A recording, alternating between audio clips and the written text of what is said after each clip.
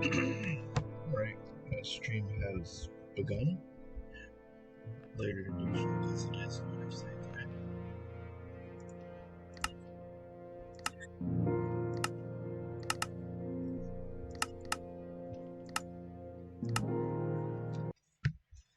I'm gonna open chat. There's a fucking hairball on my lap. Disgusting. I just need to get used to it loading longer because I moved to Caves and Cliffs after so long.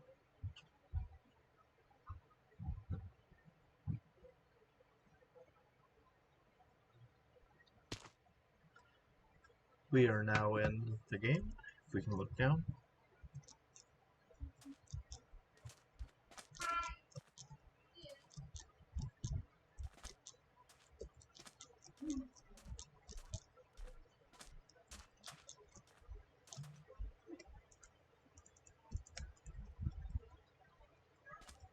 Okay, I'm gonna open my guide. Oh, hello. Thanks for showing up once more. Sorry I didn't see the message last time you were in stream. I was upstairs. I just moved my mic, sorry about that.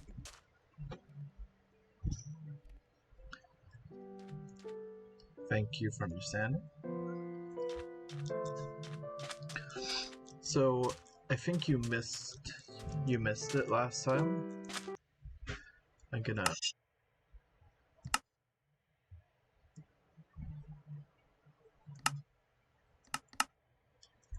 turn it down just a little bit. I think you missed last time. But for the last few streams, it's finding Axolotls. Because now I'm in 18k farming. I think it also brought to close bits. But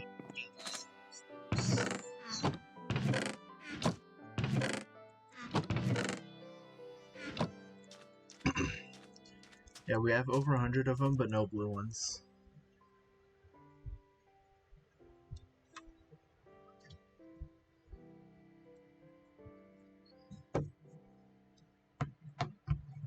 Okay.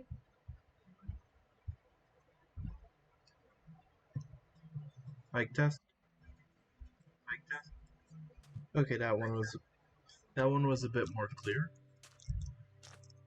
I was just saying I farmed the axolotls because now I can't do it anymore.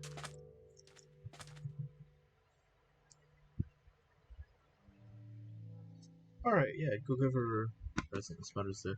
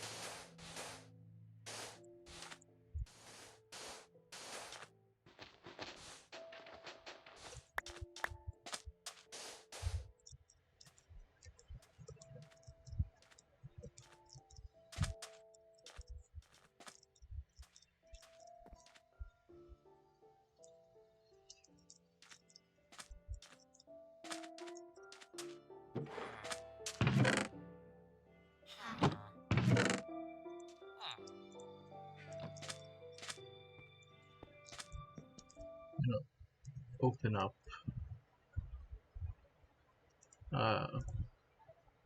the build plans. Alright, now I'm loading up a random Minecraft world. Let's see where I'm building. I just need that video to mute the audio.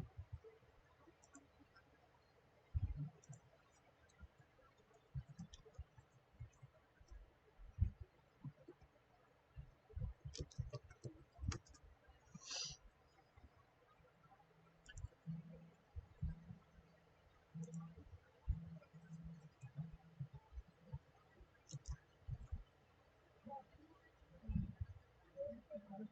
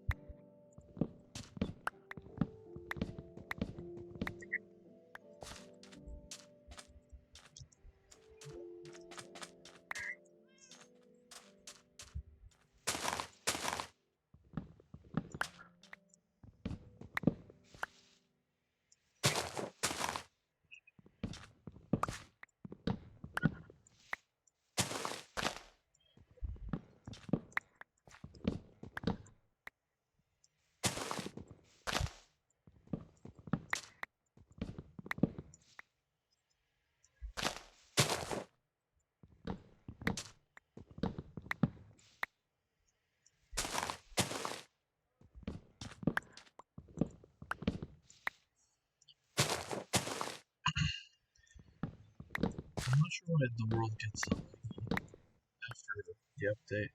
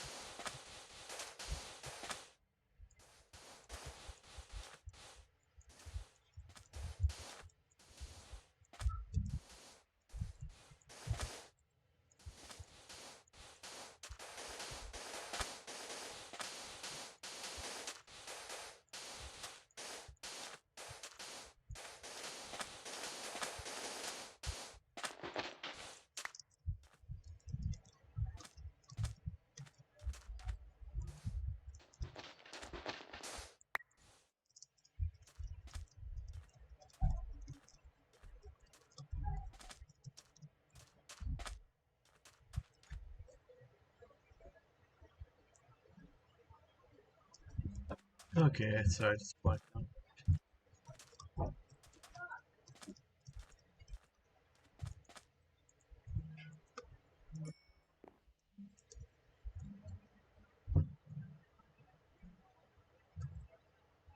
Alright.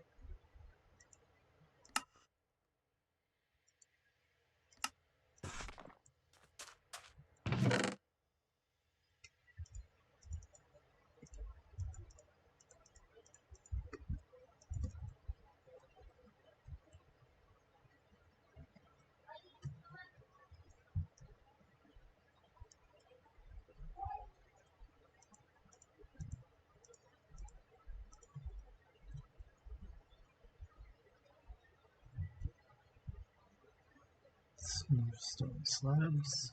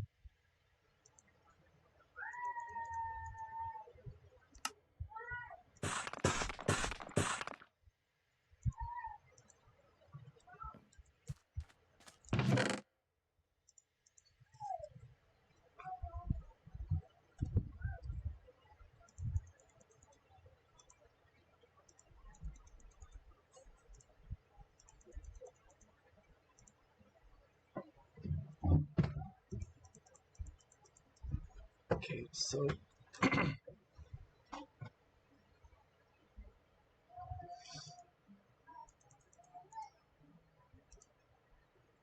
80, 140,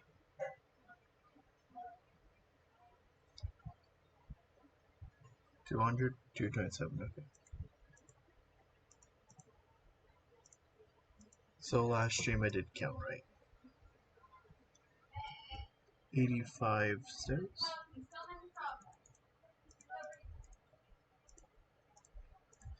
85 stairs.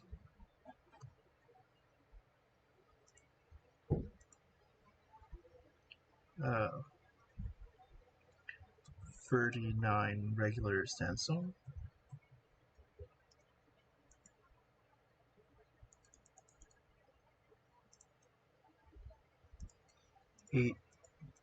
88 sandstone walls. 32 cut sandstone. And 50 cut sandstone slabs. Leaving me with 2 spare slabs and junk I can just move to the chest right now. So that I don't have to. As soon as the house is made, I can make the enchanting room. So I can start using all the levels.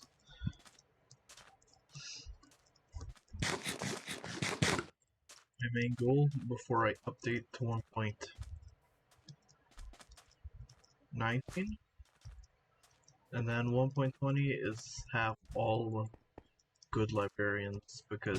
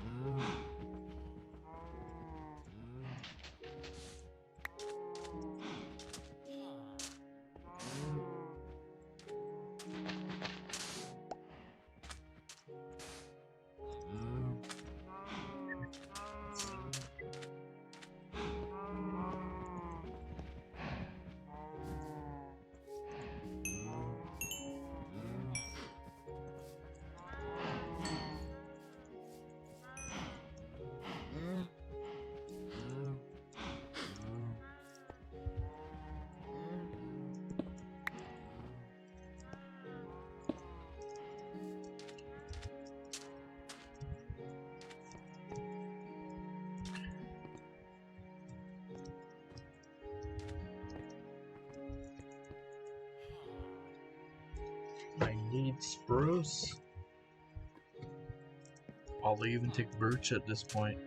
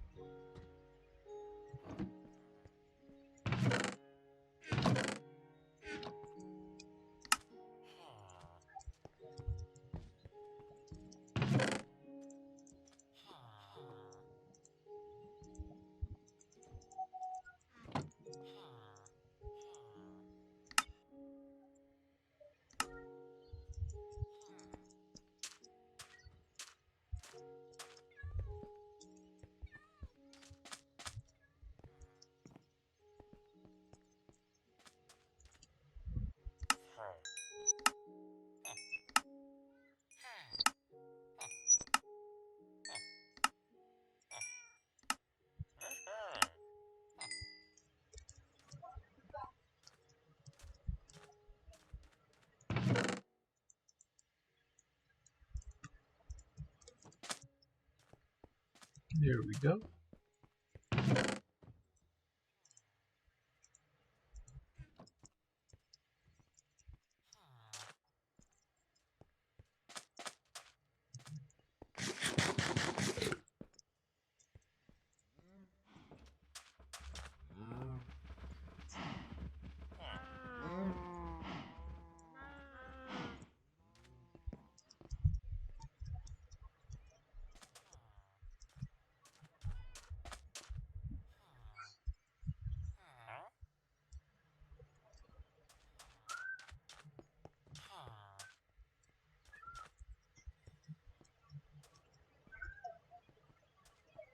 I need the wandering trader.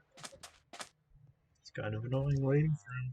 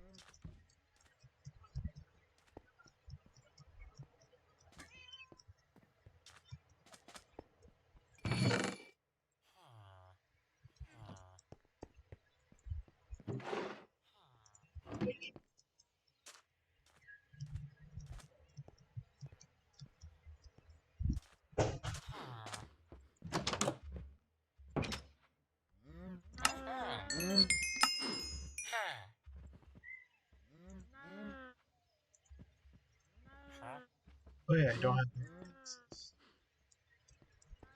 I need to even see if the trader sells that. It's quite annoying.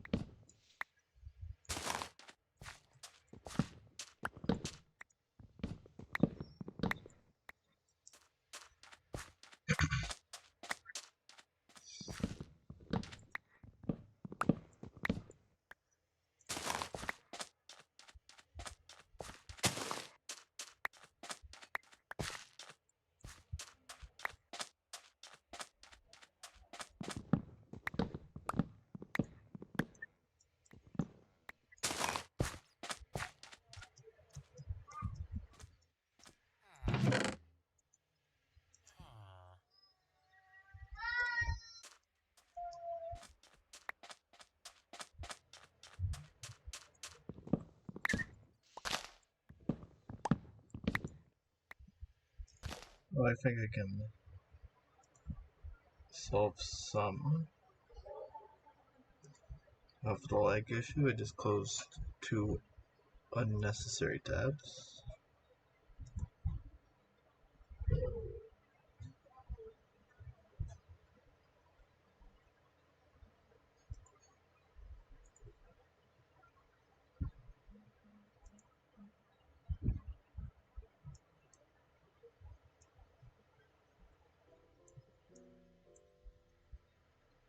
The year is 1994. There we go. Tanya Harding just won and promptly lost her US NFSC title. My dad slept through a 6.7 magnitude earthquake in the San Fernando Valley, and seeing Star Trek Generations with him is running non-existent me about $4.08 a ticket. Netscape Navigator, Boys to Men, and Ford Tauruses are all meteoric successes, and Earthworm Jim just crash landed on SNESs all around the world.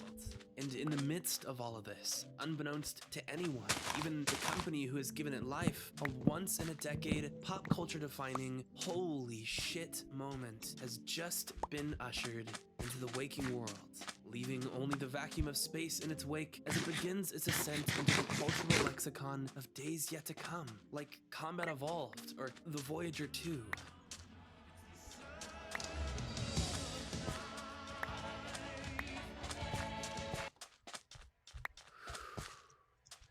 Chills. Every time. Anyway, 10 minutes down the street, in a little backlot called Universal Studios, a David is soon to rise to the long thrown down, now revitalized gauntlet of the animation world's mouse-eared Goliath.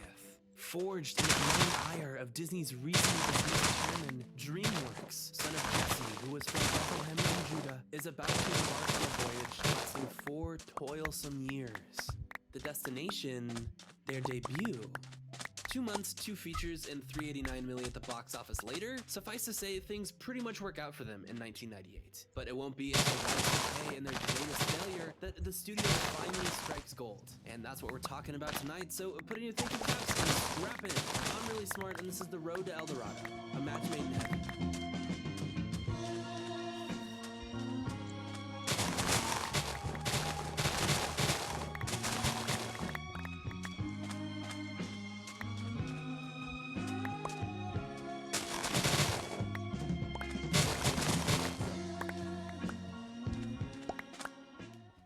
So before DreamWorks Animation was a 36-film, 7-franchise-deep pillar of animated features, it was DreamWorks SKG, an up-and-comer named after its trio of Filmboy co-founders, Steven Spielberg, Jeffrey Katzenberg, and David Geffen.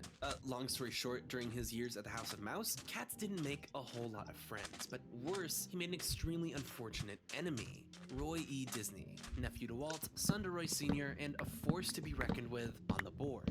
Katz wanted to be prez of the whole GD kingdom, and after initially being turned down for the job, the man he was campaigning to replace ended up meeting an untimely helicopter-related death. After years of disputes over what Roy considered to be dishonoring him and the Disney legacy, though, he told then CEO Michael Eisner, "If you make Katzenberg the president, I will start a proxy fight." And Eisner could tell he meant it. Katzenberg got the boot, successfully sued them for over 200 big ones, and hit the ground running with his revenge project modeled after and simultaneously meant to oppose Disney, a studio meant to produce widely accessible live-action features to bankroll its much less frequent, much less profitable animated features. In a very real way, Saving Private Ryan walked so the Prince of Egypt could run. And it worked. The Book of Exodus Reloaded was the second non-Disney animated feature ever to pull in over 100 million at the box office. Right behind, the Rugrats movie?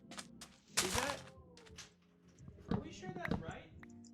Point is, DreamWorks stuck the landing and gained a formidable foothold in the animated feature world with Ants and Initial B, proving in the process that they could match either powerhouse's style. But now the time had come to create something wholly their own, an aesthetic, or at least the framework of one. Back to 1994. With their dual debut projects now underway, it had struck Katzenberg that their next time out couldn't be Disney Goes 80s Scorsese or Manhattan as presented by Diet Pixar. So he waltzed over to the first duo of screenwriters that came to mind, Ted Elliott and Terry Rossio, fresh off a pair of back-to-back screenplays for, you guessed it, Disney.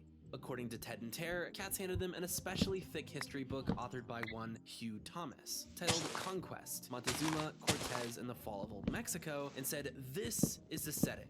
The boys were hooked by the premise of Disney Toonami and presumably a life-changing amount of money for any normal person, and they quickly got to work scribbling down the inceptive treatment of what would become The Road to El Dorado. So, what is The Road to El Dorado? Put simply, an anti-hero-led adventure quasi-musical buddy comedy / genre parody based on a series of films ticking the same boxes and bearing the same naming conventions beginning in 1940 with Victor Schertzinger's The Road to Singapore. Following American sweethearts Bob Hope and Bing Crosby as a pair of lovable, more stupid than they are cruel rogues, with Dorothy Lamour invariably cast as the level-headed third and love interest, the Road to films were a collection of increasingly absurd, fourth-wall-breaking, vaudeville-channeling meta-languages, each adventure embracing a new set of cinematic tropes that its creators deemed either played out or actively problematic, with the leads often addressing the audience, making fun of their own production company, or begging the Academy for nominations. We're going with that. Patty cake, baker's man. Baker cake is fat. You must have seen the picture. Get him. For any villains we may meet, we haven't any fear. Paramount will protect us 'cause we're signed for 5 more years. And get a load of that bread and butter. Bread and butter, that's a mountain. Maybe a mountain to you, but it's bread and butter to me. He's gonna sing, folks. Now's the time to go out and get the popcorn. Beyond humorous, the films were antagonistic. He won't give up. He must be a Republican. Don't get the papers to sort of... Is that the plot of the picture so far? I better hide you. From the killers? From the critics. And fittingly, The Road to El Dorado eventually took shape as a medley of the series' most charming elements, and as an antagonist to Disney. The duo being run out of town on the road to Utopia. They're being mistaken as gods by the tribal leadership in Zanzibar. Stowaways cast adrift in Morocco. The ancient beast in the volcano in Bali. The failure to avoid love in Singapore. The musical numbers, the progressively more grandiose set pieces, the stakes, the lies, the leading lady, and the laughs, all revivified and condensed from 7 films spanning 2 decades into 1 hour and 29 minutes of animation. And it's fantastic. So let's dive in. The film opens with a classic exposition in the lyrics title sequence, set to its titular theme, El Dorado, sung by Elton John and co-composed by Tim Rice and Hans Zimmer. The same Elton John, Tim Rice, and Hans Zimmer responsible for the Lion King soundtrack the same year Cats was dropped from the kingdom, which isn't petty at all. Beyond it being an absolute banger, though, there's a couple pretty bold deviations from the at-the-time status quo taking place with this introduction. First and most evident, Ejon's crystalline vocals aren't being delivered to us from a second or third person perspective, either limited or omniscient, like the majority of animated feature, narrated prologue sing-alongs are. The lyrics, instead, are coming from a first-person perspective, but not from the characters leading the film either. In fact, the theme doesn't establish that any characters exist at all, and none of our cast appears in the visuals which accompany it. Second, sex is a decidedly existent thing in the world we're being transported to, which is crazy. For years, the closest Disney ever came to sex in their animated features was this weird phallic shape my friend showed me on the cover of our family's VHS of The Little Mermaid, and your pick of one of the 6 times I can think of where Disney made an animal give another animal this look. And while neither of these immediate oddities necessarily scream rebellion from the jump, they're each introductions to themes which The Road to El Dorado continuously iterates upon over and over again until, by its end, the film very much does feel like it's deliberately sailing against the wake of an incomparably large animated galleon.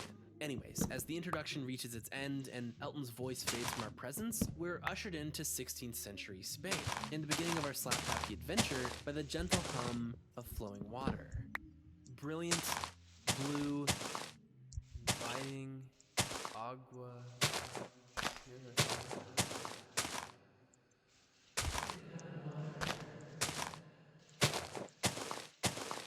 As the camera begins to pan away, a hand clutching a silver goblet plummets through the frame into the fountain where the stream ends, and as it's pulled back to meet the viewer's face, we come with it, introducing us to the film's first character, The resounding voice of Jim Cummings pierces through the wave of growing applause and trumpetry as the date card fades. The grim, steel-clad figure sat imposingly above us as he announces to the crowd that today he sails to conquer the new world for Spain.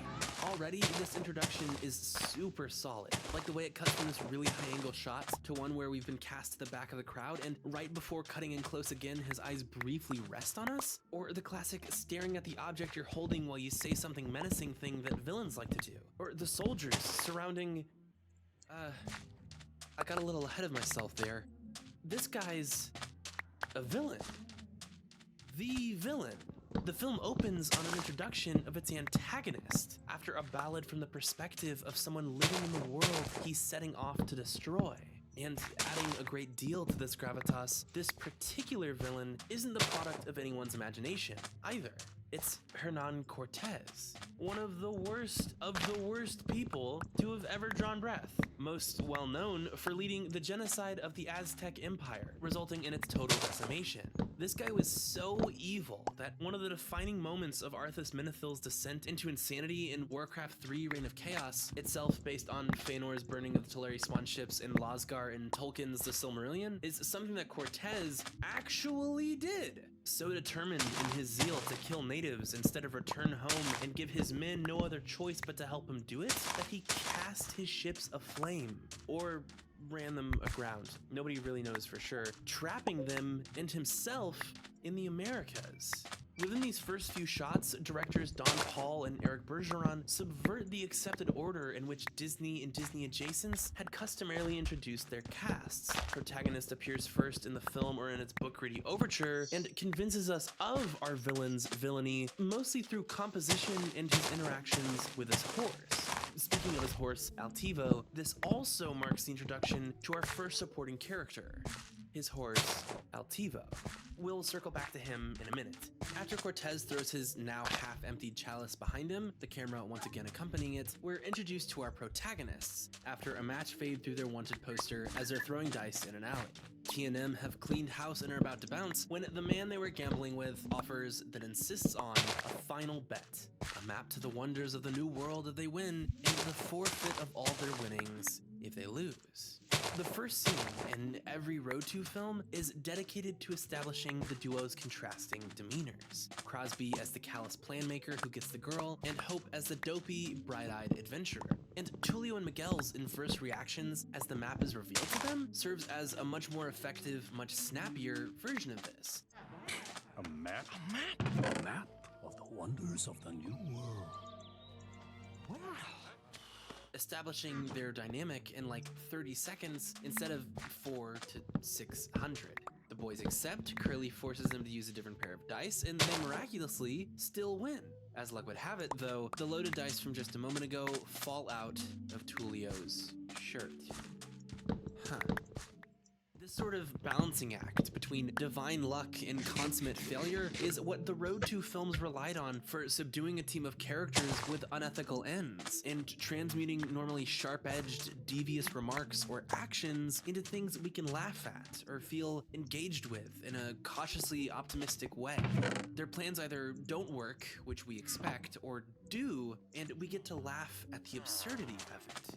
Anyways, having now been found out for the swindlers they are, our dysfunctional duo's fight or flight triggers, and without skipping a beat, they spring to life. A variation on Hope and Crosby's patty cake routine. Tulio and Miguel both respond to the revelation that they're cheating as if neither of them knew they were cheating. One reaches for a guard's rapier, then the other, but he misses. We laugh. Everyone besides them are frozen. The back and forth accelerates. Threaten high, parry high. We chase them across tables. Threaten low, dodge high. Then up to the rooftops. Threaten high, parry high, threaten low, parry low. They're revoking Captain Blood, Scaramouche, the court jester, Anne of the Indies. The duo are flinning As if the film's core elements were not archaic enough, the second our characters turn on, they begin channeling Errol Flynn across Basil Rathbone. And their conclusion of the bit, having successfully evaded the now enthralled mob, bears a striking resemblance to the end of Cleavon Little's self-hostage routine in Blazing Saddles. A few seconds into their backpatting, they realize they've landed in a pen with what looks like Toro the Bull from Looney Tunes. A brilliantly animated chase ensues. Seriously, it is one of my favorite chases in film, and at its climax, the two leap into barrels, are lifted onto Cortez's ship, and our heroes, if we can call them that, have been locked in, quite literally, to the adventure we're about to share. Yes! Finally, I can talk about the horse. I watched every Road to film for this video, at least twice. Singapore, Zanzibar, Morocco, Utopia, Rio, Bali, Hong Kong, 21 hours and 7 minutes, 76,040 seconds in total, not counting the third watches of the first 3 of my life spent absorbing this series. And as I came out of my multiple day-long binge and finally watched through The Road to El Dorado again, now intimately familiar with its roots, something began to kind of gnaw at me. There were barely any fourth wall breaks, and I missed them. Every Road to film plays like an elevated caricature of the last. As their humor became more abstract and self-referential, the cast began yelling at the special effects team, taking shots at other actors. Bob Hope literally forces the end card out of frame as the credits roll in Bali and demands to see his agent because he loses Lamore to Crosby again. But in The Road to El Dorado, the one solid moment of fourth wall breaking dialogue I could put my finger on felt damningly faint in a film which in all other aspects was an exhilarating take on the series' form. And then I hit play again, but this time I tried not to focus on Julio and Miguel. And it clicked. The fourth wall is broken constantly in the film. It's just not from the characters who can speak. Altivo rolls his eyes to us as Tulio and Miguel melodramatically lament their untimely deaths. He dances to the non-diegetic music of Elton John. He expresses to the camera as if he has a headache when Cortez speaks. He questions how Tulio's voice can echo so much at the entrance to LD. He's even the subject of the only other spoken fourth wall break in the film, an exchange between Miguel and Chell that seems totally innocuous in passing, but is actually an acknowledgement of a continuity lapse when you're paying attention to the horse. The most consistently emotive, the most sincerely reactive character in our ragtag team of rapscallions is the only one that never has to hide how they feel about the situation, lest they give up the cause. And they're almost always just to the side of our focus. Delegating these bits to a non-verbal steed/sidekick tremendously expedited the payoff of the Road to's trademark riffs without ever suspending the development of the film's story to reach them. It's ingenious. Speaking of Chell, after the boys plus one survived their escape by sea, beautiful, sublime,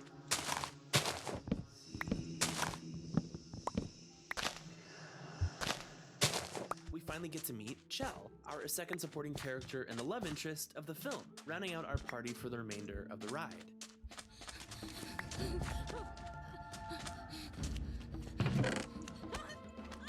Just like her time-lost counterpart, Dorothy Lamour, the manner with which we're introduced to Chell is specifically meant to frame her as a helpless victim of circumstance, driven to hitting licks or scamming or whatever by forces external from her and beyond control. So helpless, in fact, that our soft-hearted duo invariably follow her back through whichever threshold she's just emerged from. And therein lies the brilliance of Chell's character. Before we ever learn why she's running or in what context she left the place she's running from, the wounded disposition that she so naturally leads with instantly subdues her audience, making it all the more endearing when it's revealed soon after that she's actually a con artist too, a vastly superior one to either protagonist, wielding the male gaze as a weapon, countering their objectification of her with her own of them, bending anyone who fell for her act to her will, and maintaining that leverage for the remainder of the film. Dorothy was always the steel in the walls of the Road 2's dynamic and structure. The point of the duo being so intrepid yet so bizarre, simultaneously so gifted and so stupid, isn't just the slapstick. It is that left to their own devices, death by their own hands is an inevitability. They can never decide their own fates, no matter what. So what better means of making sure they can't than preying on their greatest weaknesses, simultaneously parodying and very earnestly criticizing the way film has treated women, especially women of color. And it's still as topical as ever in El Dorado, since its adversarial mark, Disney, was still in the midst of super hot water for their portrayals of Jasmine, Pocahontas, and Esmeralda being way more sexualized than their Caucasian counterparts, all within the span of like 5 years. Again, not petty at all. What's so interesting about El Dorado, though, is that it was criticized for many of the same things. But if you'll allow me to reach just a tiny bit, I think in this instance it was due to how the film was marketed and the obscurity of its spirit, not necessarily the contents of the work itself. An expectation of honesty where there never was much. The road to El Dorado is a ton of things, but one thing it is not, at least not fully, is honest. Deliberately so. There's a whole lot of responsibility that inherently comes with portraying a society or a people or a collection of either, especially when they were grievously, irreparably harmed, especially when your ancestors perpetuated or profited from that harm. So, although the rough outline of the antagonist and the locations and the fauna and the architecture are like basically accurate-ish, everything between those lines is a jumbled mess of different time periods, different cultures, and just plain old characters being wrong.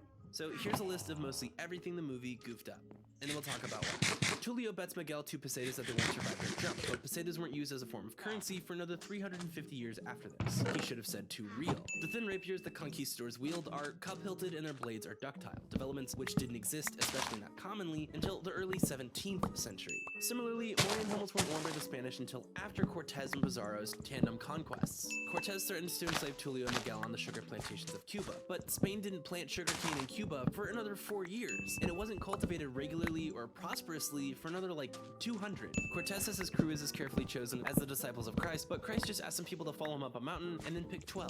Cortez's ship has a telescope, but telescopes weren't recorded as an invention until 1608 somewhere in the Netherlands. The city of El Dorado itself is a confused mixture of Aztec, Incan, and Mayan cultures almost solely through the lens of confused and self-Latinized Europeans. Xibalba is the underworld of Quiche Mayan mythology, and the architecture mostly adheres to Mayan culture as well, but Hernan Cortez pursued the Aztecs, and the story of Spaniard invaders being falsely welcomed as returning gods was popularized by a priest recounting Francisco Pizarro's reception by the Incan emperor. The same thing was alleged to have happened with Cortez, but it was much less discussed, and in both cases, they were just wrong.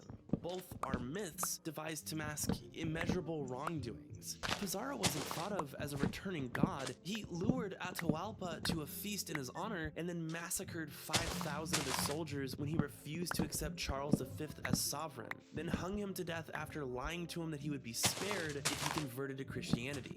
I think another fantasy tentpole took inspiration from his brand of cruelty.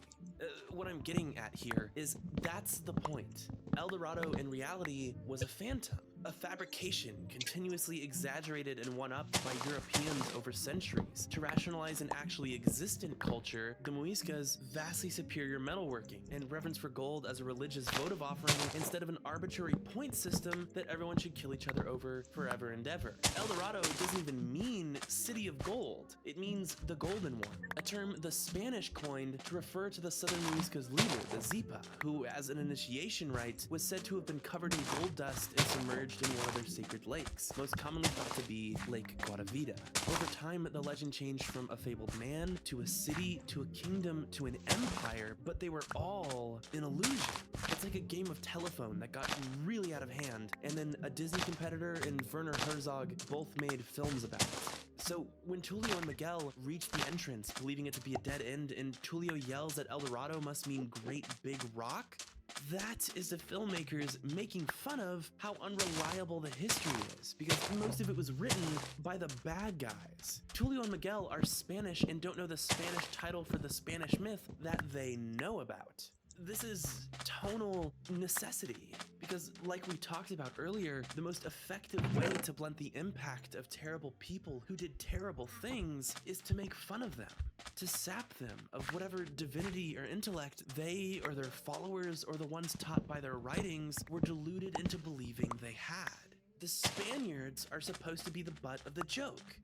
But when the film's marketing run began, DreamWorks, having already struggled with its production for years, initially planning for it to be a PG-13 release and later rescinding it, cutting most of the relationship between Chell and Tullio, forcing a multitude of rewrites as well as nearly the entire film's soundtrack to be scrapped and replaced, the film eventually earning the nickname The Lost City on Hold. The press that they drummed up for El Dorado could not have been more out of sync with what the film was. The few interviews I could find, the profiles, the snippets, carried this kind of self-serious, almost righteous tone, as if because the animation team had visited ruins and Hans had used geographically appropriate instruments and the writers did their research on the region's history, that the film would be putting integrity on the same pedestal as comedy. By the time DreamWorks pivoted to posing the film as a fantasy goof fest, which they should have done from the jump, it was already too late. It is a baffling case of total disconnect, and the initial wave of completely justified backlash considering its presentation irreparably harmed the film's performance and critical reception. It's the only animated film the company ever lost money on. I mean, it didn't even get a Blu-ray release until like this year. And a great deal of writing, even fairly recent writing, criticizes the film from that same perspective. But within the frame of reference that it was meant to be seen through, and should have been promoted through from the beginning, The Road to El Dorado is just like its predecessors, criticizing the genre and its competitors' most prolifically problematic tropes with its tongue firmly in its cheek. Like I said, Tullio and Miguel have no control over their own destiny, and the reason for that is because they're an abject criticism of tired white saviorism, finally made aware of the damage they actually caused like 47 minutes into the film. They are on the surface the embodiment of the trope, while simultaneously stumbling through the plot and being shoved in different directions by everyone they attempt to con. Even Altivo, he's the reason they don't have provisions in Called Dark and Handsome here is the reason they flee Spain in the first place. Cortez, the reason they flee the ship. Chell is the reason they barely evade execution, the reason their friendship fractures then reforms, and the reason they win the ballgame, subsequently revealing their mortality to Zekil Khan. Chief Tannenbach instantly sees through their facade and allows them to live out of sympathy. Plus, he literally saves them from and salvages their attempt to save El Dorado, because Tullio, the Galaxy Brain tactician's plan, doesn't go as planned. Even the reason Tullio and Miguel are conmen and thieves in the first place is divulged to us in the most on-the-nose way possible within the first 7 minutes of runtime. The entire intro sequence, from our introduction to Cortez to Miguel and Tullio's escape from his ship, is a poignant illustration of the way imperialist states and the rich within them inherently stand opposed to and criminalize their poor, while simultaneously perpetuating the callousness required to justify, let alone personally amass, that level of wealth. What literally dooms them to torture followed by forever slavery is being crushed, literally, by the riches of those above them. The only meaningful decision Tullio and Miguel ever make on their own is to be pretty okay guys, actually, and to sing, which is good, because the music in The Road to El Dorado goes crazy. Its sole musical number, what in any other Road to film would be one of at least 4 or 5, is, in a word, euphoric. It is what I would argue to be the centerpiece of the whole film. Its booming percussion, the triumphant brass that comes in for the chorus, the fact that it is the film's only in-universe music featuring lyrics, yet it shows zero interest in serving as an I Want song, or any other type of song that could push the story forward in any way, instead electing to be an I guess we should justify committing to the bizarre situation we've fallen into song, are enough by themselves to make me fall in love with the film. And that isn't even considering the beauty of the visuals accompanying it. elevating El Dorado's already extremely vibrant color palette and distinct art direction into an almost hallucinogenic state. Not dissimilar from Dumbo's pink elephants on parade by the time it reaches its end, but with an unparalleled, unbridled energy which Kevin Kline and Kenneth Branagh maintain from the first to last note. But what is perhaps most impressive to me about the Road to El Dorado's soundtrack is that the rest of the songs manage to not fall short of the bar that It's Tough to Be a God sets. It's not another Tarzan, where most of the music, while solid on its own, feels clumsily laid over the film and doesn't land on the emotional beats it seems to be trying to. Another cool YouTube boy, Sideways, has an excellent vid on this that you should check out, but it's like if Tarzan was done right. Every song is written from the perspective of the main characters, with the exception of its introduction, and the film directly interacts with the sentiments they express, either through overt visual cues or characters outright responding to what the song is saying, as is the case with Friends Never Say Goodbye, when the pair take a pause for the titular line to play once more before Miguel says, "Well, good luck," instead of goodbye, because they still love each other, and I cry. Or the glistening choir in the beginning of Wonders of the New World, swelling into the foreground when the Eldorites? When the Eldorites heave a waterfall of gold over the two and into Xibalba. The Trail We Blaze is maybe the perfect tone setter for adventurers setting off into the great unknown, and without question could have topped charts if they released it as an alternative rock single. Speaking of charts, the Backstreet Boys did the backing vocals on Friends Never Say Goodbye. They weren't credited due allegedly to label issues, but the Backstreet stamp by itself is maybe the biggest cinematic flex from the turn of the millennium that I've ever heard. More than just the Road to El Dorado's music, though, I adore its musicality. From the moment we're introduced to the pair, the film hardly ceases its breakneck charge into the unknown, and the few moments which do offer some repose feel almost exactly like the moment in Ennio Morricone's The Ecstasy of Gold, like a minute and 40 seconds in, where everything falls silent, but then you hear the strings start to pick up, and you're like, oh, it's about to go off. The boys are trapped in a cell, but Tullio responds to the brief stagnation by hitting his head against a wall in sync to the strums of a guitar. He is the grounded, percussive constant that holds the excited plucks and strums of Miguel's lute in time. Their interdependence is expressed just like Crosby and Hope's always was, through the music they make. Just as the string section rises back up from the silence in Ecstasy of Gold, so too does the banter in El Dorado, becoming more and more hurried until full lines begin to spill over one another as they argue in front of an audience of strangers, and the film cuts between them, the erupting volcano, and the armadillo and the butterfly it endlessly pursues at their feet, to accentuate the atmosphere of just barely composed chaos, until it erupts.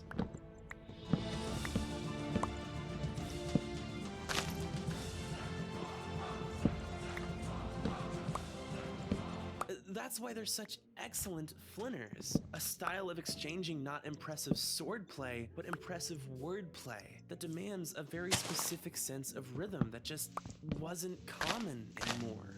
It's why their arguments never aren't funny, because every aspect of the film, especially its editing, ignores many of the trappings of animated features up to that point. Nothing lingers if not for the emphasis of a pause between two unconvincingly delivered lines, like Miguel slinking out of frame only to jolt back in and double down on his lie about the position of the stars. Every cut feels swift and deliberate, an accoutrement to either the jokes being delivered or the power of each character within their dynamic. The film never once takes an impeded step into the next location. One of my favorite exchanges in the film, when Tullio and Miguel argue about how much they should be worrying, feels closer to the climax of Adam Sandler and Philip Seymour Hoffman's phone argument in Punch Drunk Love than it does to any scene I can think of in an animated feature until the years following LD's release. Cuts on the synchronized action of one and speech of the other, like when Miguel falls in time with Tullio's impatiently growling yes to him. 3 days? Yes! In tandem with the relentless use of sound bites from slapstick cartoons for even the most blasé of actions, like peeking to see if the Shadow Priest noticed you definitely giving your fake god/boyfriend a blowjob, give El Dorado an even more infectious and charming comedic cadence than its predecessors. So much of this film is lightning in a bottle. I mean, Speaking of lightning, its visuals in no way fall short of the beauty of its music, its sound design, or its impeccably casted performances. Their choice to color code characters by demeanor, whether they lead with emotion or rationale by the color of their line art. Chell sharing a blue outline with Tulio and Chief Tannabok, while Miguel, Altivo, and Zekel Khan share the red, and Cortez alone beset on all sides by black, an extension of his detachment from humanity. The ability to believably replicate expressions of confusion, embarrassment, and restrained laughter, like when Miguel nearly breaks character while Tulio is trying to explain Wallaby ascending horizontally at first. El Dorado's lavish forests and the diversity of its fantastically imagined wildlife. I mean, The Road to El Dorado perfected the stylized, angular character design that DreamWorks initially made their mark with in The Prince of Egypt. Their masterfully blended digital animation, giving cities the tremendous populations they should reasonably have, but without obscuring any form or face with broad strokes, simulated focus, or bizarre relative distance, as well as their ability to so vividly depict the properties of gold at a time when no other studio had, enhanced what would already be a breathtaking film into one that was a technical benchmark for its time. It's water, bewitching azure swells.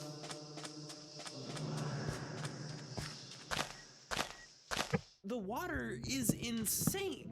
It's mechanically probably the best part of the entire film. DreamWorks developed an all-new program specifically to replicate massive bodies of realistically moving hand-animated water called Spriticle, where each sprite and every frame of each cycle could be multiplied onto points in a mesh, replicating a body of water's greater movements. So in scenes like the climax of the film, when Tulio, Miguel, Altivo, and Chell crash their boat into the pillars, propelled by the force of a tremendous violent wave, they're being carried by thousands upon thousands of duplications of a handful of splashes, harmonizing into what is still some of the most convincingly restless and beautiful water in animation.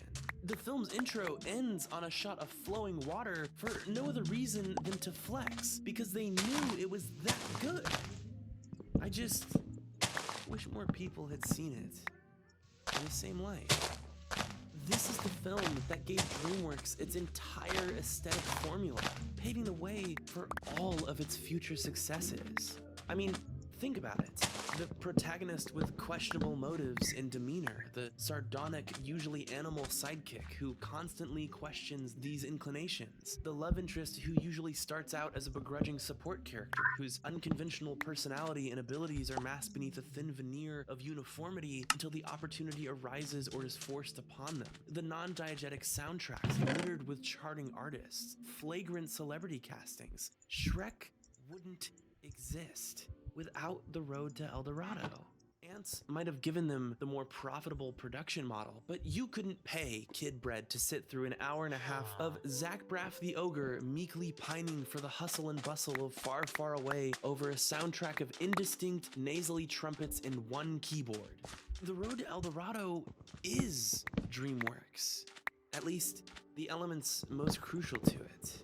But I don't think of it as a match made in heaven just because it was the perfect foundation for DreamWorks to build multiple billion-dollar IPs off of. Nor do I think it just because the characters and their castings fit one another immaculately. I think of it as a perfect match for me. It's a security blanket. One that I've held on to since my parents brought it home to my sister and I when I was 5 or 6. Tulio, Miguel, Altivo, Chell, Chief Tannabok, every moment of this film feels like the warmth that washes over you when you hear the voice of an old friend, the login screen of your favorite WoW expansion, or the drums from your favorite Kanye song, or the laughter from your favorite Let's Play. It was there for me when I was 9 and afraid of the dark, bouncing its vibrant colors off my popcorn ceiling, and it's here for me now when I'm 23. Overwhelmed, burnt out, anxious, and constantly tired. I only actively watched The Road to El Dorado a handful of times before deciding to write about it, but I've listened to it hundreds more. And I think, in a lot of ways, the awkward place that it holds in DreamWorks' history is an apt reflection of the kids who grew up watching it. I mean, its own creators, Elliot and Rossio, ripped it apart in interviews because of how disappointed they were with the way it turned out.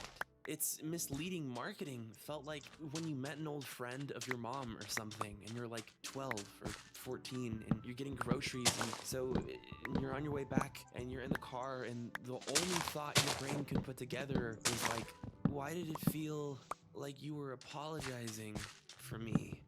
I didn't even know those people yet. It's a film centering poor 20-somethings released in a period of massive economic growth for the country that it was made in, but by the time the kids who watched it became 20-somethings, we had already weathered a major recession and are on the brink of another one. It's a film in many ways more concerned with its niche brand of comedy, obscure, antiquated references, than it is with placating the taste of the audience given to it. And the film's conclusion concedes that the return home is kind of bullshit now. It doesn't matter, because in their case, and increasingly more in ours, the home that we remember isn't really there anymore to come back to.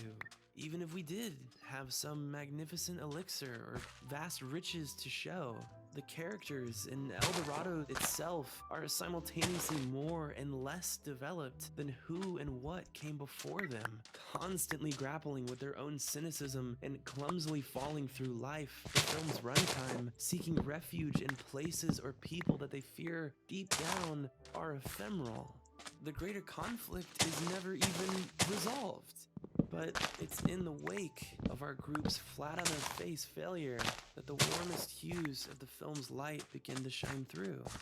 They might not have a map, and they might not have a plan, but that's what makes it interesting. Maybe some of us feel like half-functioning, maladjusted people like them, only truly confident in their abilities when they feel like they've conned people into thinking they're talented, or smart, or likable. Maybe it's just me. But its ending, electing to close on such a hopeful, sanguine tone, begs nothing of its audience but to heed their words, to never let failure suspend us from brazenly charging into our futures, eagerly awaiting whatever the next uncalculated, blunder-riddled adventure will be. I don't know.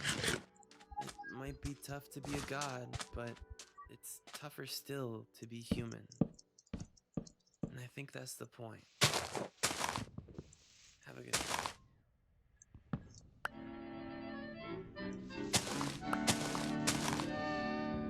You think that money is everything, and yet it's anybody's spring. Go make a fortune, become a king, and still it's anybody's spring. And if you flash a bankroll, do you suppose the brook would care? Hey, thanks for watching. Big thank you to my patrons for making this video possible, especially these guys, and a very special thank you to Eric Hewson, Alexi Aro Olavi, Althiex, Ask for Seconds, Avid, Blake Demby, Brian Phillips, Buttershield, Charles J. Boyle, Chase Epsy, Diego Eras, Dr. Chike, Eli Zellers, Evan, Gavin Miller, Govol's Jack, Grand Shop Trooper, Henry R. Anderson, Ho Shin, I Am Badgers, Ivan Dolvich from Jagged Alliance 2, Jacob New, Joe Betts, Joshua Kodomal, Kane King, Killer Space, Lewi, Long Hyun, Luigi Murray, Marwan Mohammed, Maximum Crash, Max Arndt, Michelle Wen, Mohammed El Zafri, Nick Bell, Robert Whaley, Rory Strickler, Shane Vino, Simon Riley, Straffen Nathan, Travis Osborne, and Tristan Marino. Let me know what you thought about what I thought down below. Make sure to like and subscribe if you feel like seeing more slick vids like the one you just watched, and if you really want to help out, consider becoming a patron. Every penny helps me try to make this thing a full-time gig. Anyways, love you, and I'll see you next time. Is anybody's spring?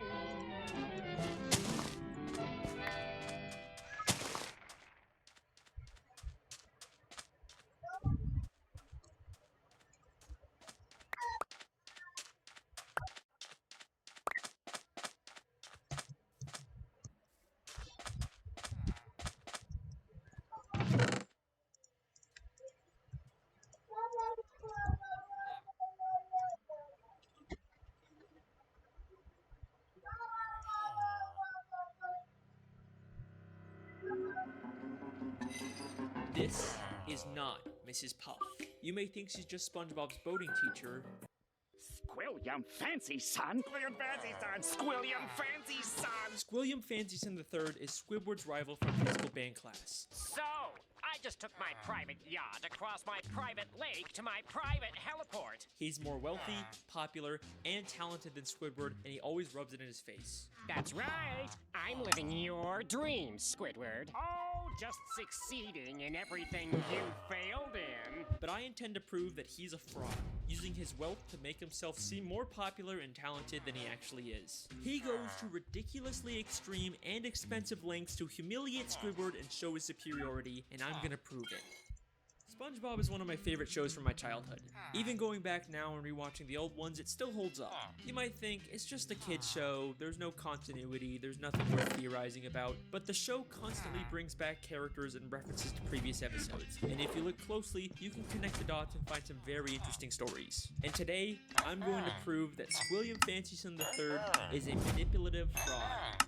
Evidence number 1, the pet hospital. We first meet Squilliam in Season 2, Episode 15, Band Geeks. The episode opens with Squidward playing the clarinet and getting a knock on the door. Oh, it's Bible. Yeah, we're with the pet hospital down the street, and I understand you have a dying animal on the premises. Immediately after, Squidward gets a call from Squilliam. Hello, you've reached the house of unrecognized talent. Please start after that. Sounds as though you've got a dying animal to attend to, eh, old chum? I believe that not only was Squilliam spying on Squidward to know when he was playing his clarinet, but he also hired the doctor to come and embarrass Squidward. Yeah, we're with the pet hospital down the street. Pet hospital down the street. We have never seen a pet hospital in Bikini Bottom. We've only ever seen just the regular Bikini Bottom hospital. We've seen this purple doctorfish before, but once again, he's never worked at a pet hospital. We've only ever seen him at the regular general hospital. Well, Mr. Squarepants, it seems you have the suds. Are you ready for your treatment? Then there's this green fish behind him, and we've only ever seen him as one of the many identical paramedics that work at the Bikini Bottom Hospital. We even see him at the end of the episode to take Squilliam away after fainting. So it is very likely that Squilliam hired these two and told them to pretend like they're from a pet hospital just to humiliate Squidward. But this is just the start of Squilliam's elaborate lies. Evidence number 2, the Bubble Bowl.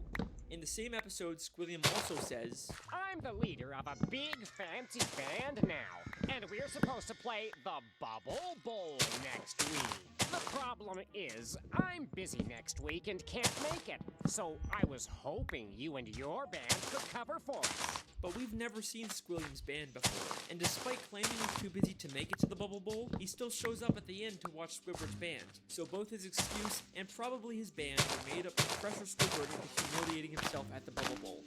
Evidence number 3, Squilliam's friends.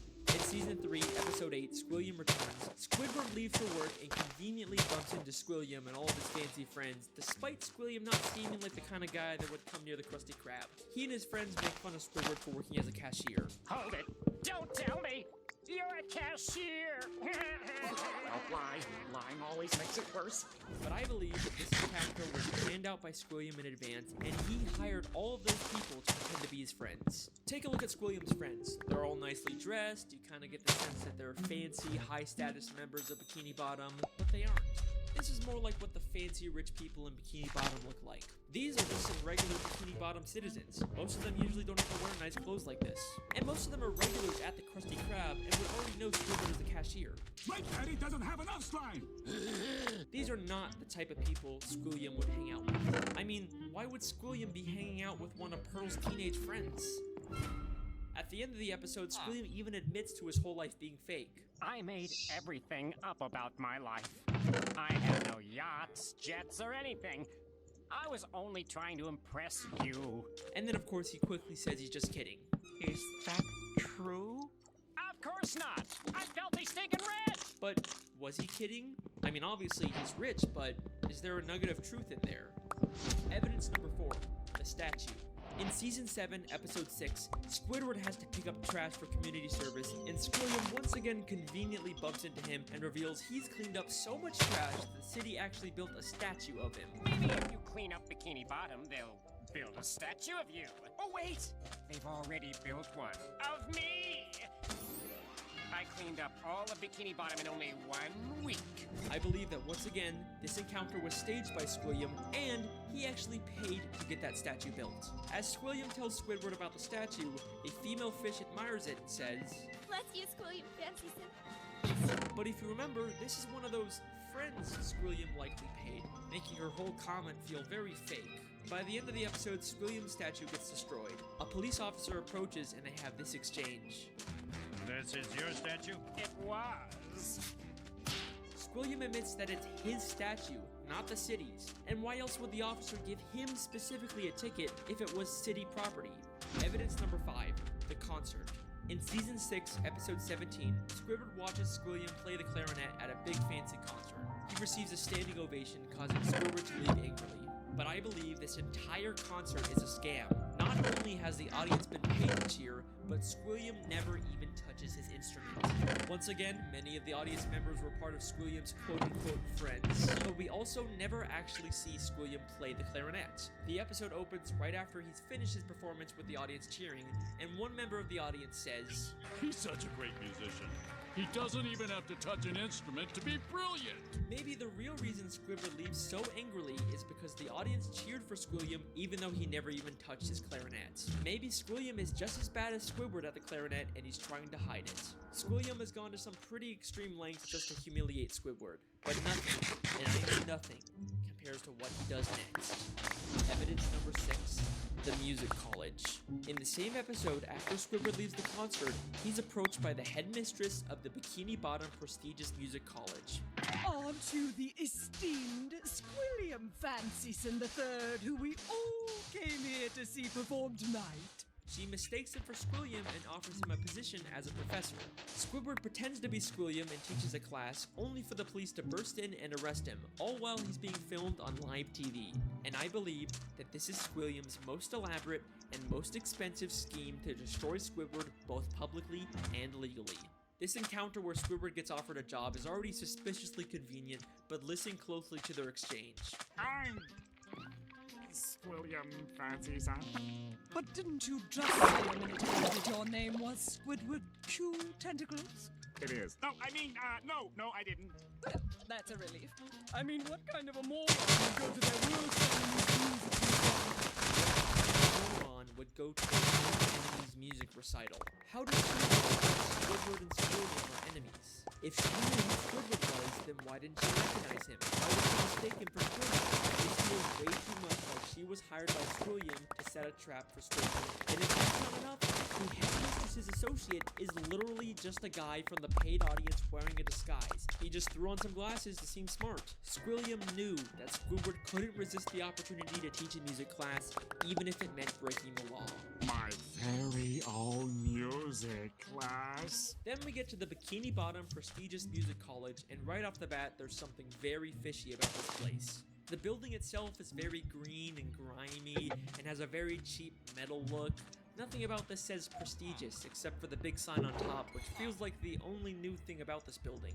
I think there is a very good chance that Squilliam just bought some old warehouse, then stuck a sign and some paint on it to disguise it as a college. I mean, look at these other schools in Bikini Bottom. They all have a very nice structure and a paint job, but this prestigious music college looks like a dumpster. Going into the classroom, not only does it have another one of Squilliam's friends, but if this is such a prestigious college, how did SpongeBob and Patrick get in here? Would you two numbskulls mind telling me what you're doing in music class anyway? Sure. Patrick's New Year's resolution was to learn to play an instrument. They say it was their New Year's resolution to take a music class, but you'd think it'd be harder for them to get into an esteemed music school if they just decided to go to it on a whim. Seems like they're just letting in anyone to sell this ruse. Then, both the police, Squilliam and the headmistress, and a live news broadcast show up at the same time to arrest Squidward for impersonating Squilliam. If the extremely coincidental fact that all of these people suddenly showed up at the same time isn't enough for you to believe that Squilliam set it all up, I've got something that's going to blow your mind. Squilliam literally has the police working for him. Squidward Q Tentacles, I'm placing you under arrest for impersonating a genius. If that doesn't sound like he's been paid off, I don't know what does. The lengths that Squilliam goes to humiliate Squidward are insane. He literally builds statues and entire buildings just to make Squidward feel inferior. But why? Why would anyone go so far to embarrass an old high school band classmate? What happened between them? What could have caused this extreme level of dedication? Well, unfortunately, we never really get much information on their past. I've spent hours reading through the SpongeBob Wikipedia and looking at old episodes, and there really just isn't any clues that would explain their weird relationship. I guess we can't solve everything, but either way, that's my theory. Thank you so much for listening. I really hope you guys enjoyed. I'll see you next time. Wait a second. Season 6, Episode 5, Slide Whistle Students. Just a normal episode where SpongeBob and Patrick annoy Squidward. Nothing really out of the ordinary. Except I have one question about this episode. Why does Squidward have Squilliam's robe? That is clearly not the purple robe he usually wears. That is Squilliam Fancyson III's robe. Why would Squidward have this? Unless they were more than just classmates. Could they have once been dating? No way. That's not possible. There's no evidence to support that. Right? Don't be intimidated, Squidward. Try to imagine him in his underwear. Oh no, he's hot! No. It can't be. I mean, what kind of a moron would go to their worst enemy's music recital? It's been right in front of us this whole time. Our sources last saw people harassing teenagers at Bad Makeout Reef. Makeout Reef. Good time. Good time. Voted most likely to suck eggs in high school. Holy shit! The show SpongeBob SquarePants is not what you think it is. There is a secret group of puppet masters who are always watching the citizens of Bikini Bottom and pulling the strings. Hidden within Bikini Bottom are spies that keep an eye on the characters and make sure everything goes to plan. This is a conspiracy that will fundamentally change the way you look at the show SpongeBob SquarePants, and I believe it's all actually intended by the creators, and I'm gonna prove it. This is the television theory.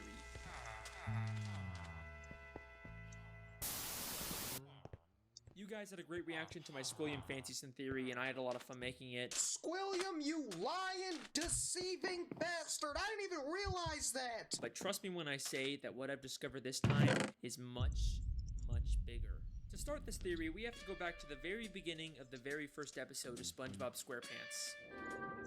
Ah, the sea. So fascinating. So wonderful. Here we see Bikini Bottom, teeming with life. Home of one of my favorite creatures, SpongeBob SquarePants. Yes, of course he lives in a pineapple, you silly. So let me ask you a question. Who's speaking in this clip? Well, obviously that's just the narrator. We hear his voice many times throughout the show. Goo Lagoon. A stinky mud puddle for you and me. The Krusty Krab. Through these doors pass all the many kinds of undersea life. Pop's boating school, where diligent students learn the rules of the road. But who exactly is the narrator? Well, he's just the narrator, right? We're not supposed to think about who he is or why we're hearing him. Lots of shows have narrator framing devices we're not supposed to think about. Caillou was amazed that Mommy had made a rainbow, just like in the picture. But there's something different about this narrator. He sounds a lot like he's narrating a nature documentary. The ocean. From above, a simple blanket of water. But below, a complex world full of color, life, and wonder. The sea. So fascinating. So wonderful. Here we see Bikini Bottom, teeming with life. What if I told you that he's not just some random disembodied voice? He's an actual character in this universe. Here we are again at the Bikini Bottom boating school. Today is once again the day of SpongeBob's boating school exam. But more importantly, this is the last test for the year. And if SpongeBob does not pass this one, it means another whole year of boating school! SpongeBob literally crashes into the fourth wall, and we actually get to see the narrator and the camera he's been filming with. The show SpongeBob SquarePants is not just a cartoon. Everything we see is a part of a nature documentary television show being filmed by scuba divers. And if you're still not convinced, I searched really hard and found an old SpongeBob DVD bonus feature that basically confirms everything. Since before time even existed, land-loving scientists have tried to learn the secrets of intelligence.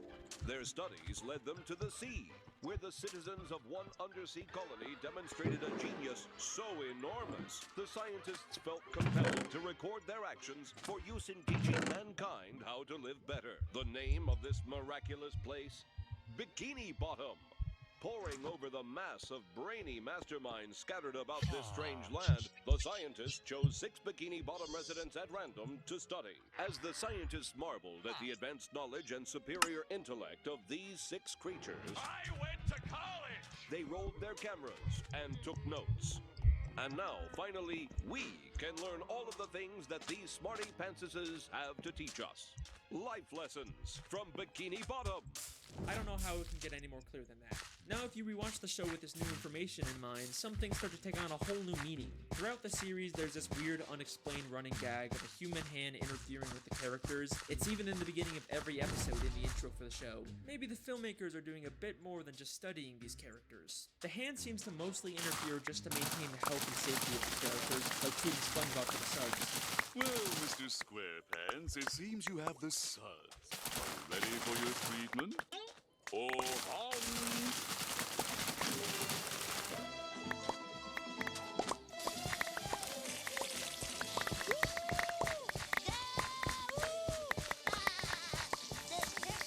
It makes sense that the filmmakers wouldn't want to risk the safety of their main character. After all, there's no show without SpongeBob, but that's not the only reason why they interfere. Season 3, Episode 16, I Had an Accident, is infamous for having one of the most absurd, confusing endings in the entire show. It ends with a real gorilla suddenly coming out of a Patrick costume and attacking the characters. A real gorilla?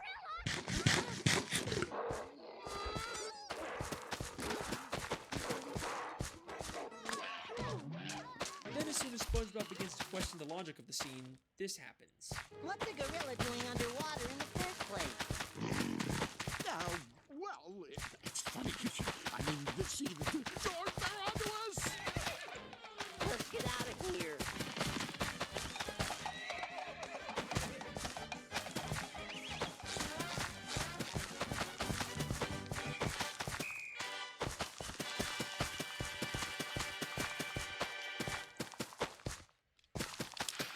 SpongeBob is a weird show, but this has always stuck out as being just a little too weird. But knowing what we know now, I think I can explain what's going on here. This isn't a real gorilla. Every other land animal we've seen underwater wears a helmet and is drawn in a cartoony style. The gorilla is shown in a live-action style, and the only time we ever see live-action characters is when they're human. So I believe both the gorilla and the horse he rides away on are humans wearing costumes. The filmmakers set this whole thing up just to make the episode more entertaining. It's starting to seem like this isn't strictly a nature documentary anymore. It's more of a reality TV show made for entertainment. Who knows what other absurd elements of the show are actually put there by the filmmakers to make the show more entertaining and profitable. Although, based on the people's reaction, it doesn't always seem to pay off. But how far will the filmmakers go to make the show more profitable? Saturday morning in Bikini Bottom. SpongeBob is watching his favorite Saturday morning show, The Adventures of Mermaid Man and Barnacle Boy, enjoying a bowl of Mermaid Man and Barnacle Boy bland cereal, and wearing the official Mermaid Man and Barnacle Boy Blackfish Biters. If we think of this as a television show, this sounds an awful lot like a product placement. I mean, listen to how the narrator specifically says the full names of the products. The Adventures of Mermaid Man and Barnacle Boy, Mermaid Man and Barnacle Boy bland cereal, Mermaid Man and Barnacle Boy Blackfish Biters. Why don't you let me fix you some of this new mococo drink? All natural cocoa beans from the upper slopes of Mountain Nicaragua, no artificial sweeteners. Who are you talking to?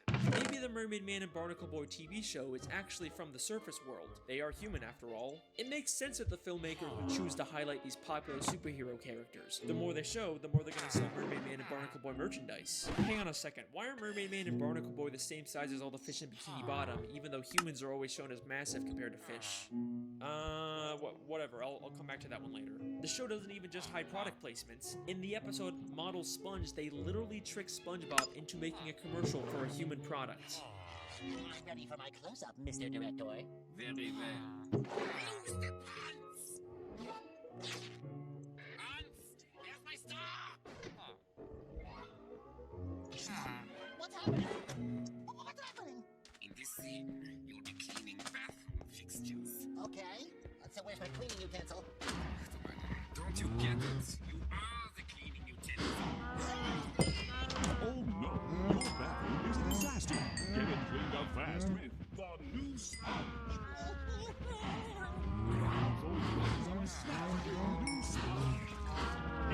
sings. Just look at that shot. This is just like in real life how SpongeBob is such a popular character that he's used to sell tons and tons of products. So far I've shown you that the show SpongeBob SquarePants is actually a documentary television show, but the creators continually interfere, push their own agendas, and make more money. But that brings us to an important question. Do the characters know they're in a television show? Let's go back to that clip where SpongeBob hits the cameraman. It means another whole year of boating school! What happened? Oh, nothing, SpongeBob.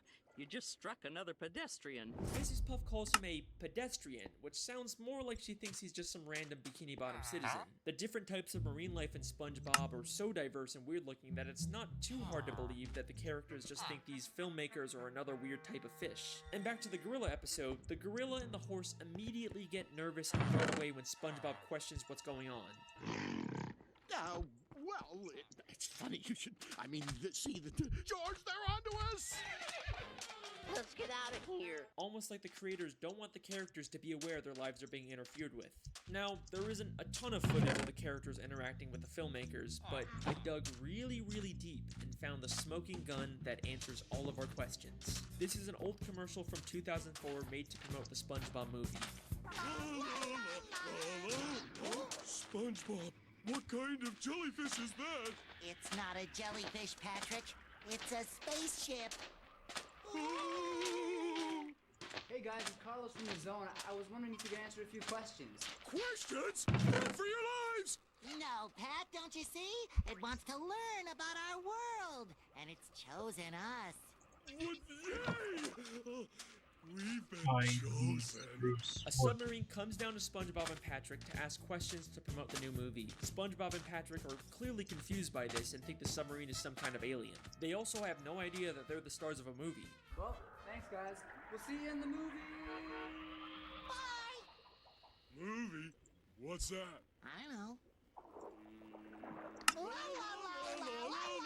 So I think it's pretty clear at this point that the characters are unaware their lives are being filmed and interfered with. But there are some characters that have to have some level of awareness. For example, the Dr. Fish that told the human hand to treat SpongeBob, and the Director Fish that directed the commercial for the human world. What makes these characters so special? First off, the Director Fish isn't actually from Bikini Bottom. Before he directed this commercial, we saw him as a citizen of New Kelp City in the episode Whatever Happened to SpongeBob. Out of all the characters they could have used, they specifically chose a character from out of town. Almost like the filmmakers didn't want to use anyone in Bikini Bottom so they wouldn't risk everyone finding out about the television show. Then there's the Dr. Fish. We don't know where he even came from, but he's an extremely suspicious character. Usually he's purple, but sometimes he's orange, sometimes he's purple with orange hands, sometimes he's a pirate, and he bears a striking resemblance to Dr. Manowar from the Jellyfish Convention. And now it only hurts when you touch it. Why does he have so many different disguises and identities? What is he hiding? I believe hidden throughout Bikini Bottom are spies like this, who are aware they're in a television show and keep tabs on the main characters and make sure everything goes to plan. There's so many suspicious characters in Bikini Bottom that it could literally be anyone. The mailman, the hot dog vendor, Old Man Jenkins, it could literally be anyone. But what if I told you that the biggest spy of all isn't some random side character? It's one of the main characters of the show. Someone who's been there from the very beginning. Someone who's not even from Bikini Bottom. Someone who's not even from the ocean. That's right. Sandy Cheeks. Sandy Cheeks is the thrill-seeking, scientific squirrel from Texas who lives underwater in her tree dome. But why did she come to Bikini Bottom? In the episode Chimps Ahoy, we find out she was hired by a group of chimpanzees to come underwater and create inventions. But why does she need to be underwater to make inventions? She could have just as easily have made any of her inventions on land. It must be extremely expensive to maintain a giant dome of air underwater. There is no way the only reason she's here is to make random inventions. I think this whole episode is an elaborate ruse to throw off the other characters from the real reason Sandy is in Bikini Bottom. To spy on the main characters and make sure the show stays on track.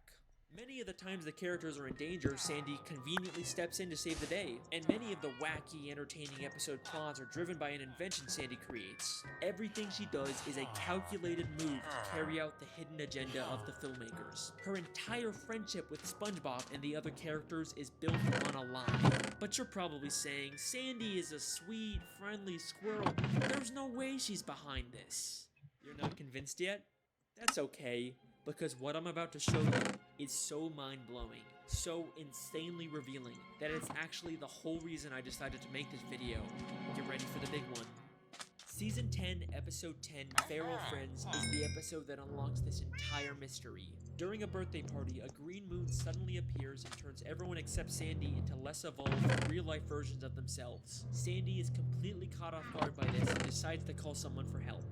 And take a guess who she calls.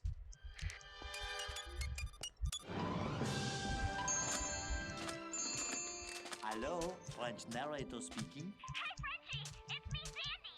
Ah, Sandy Cheeks. How is it hanging? Oh, it's not hanging too good, Frenchie. You see, there's this... Don't say another word. I have been monitoring the behavior of the green moon all day. Huh, yeah, I guess that's a pretty interesting clip, yeah.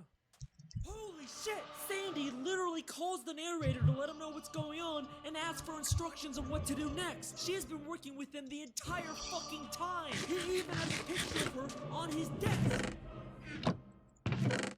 This is where I originally planned on ending the video, but there is still one small issue with the television theory. Just one nagging plot hole that contradicts everything.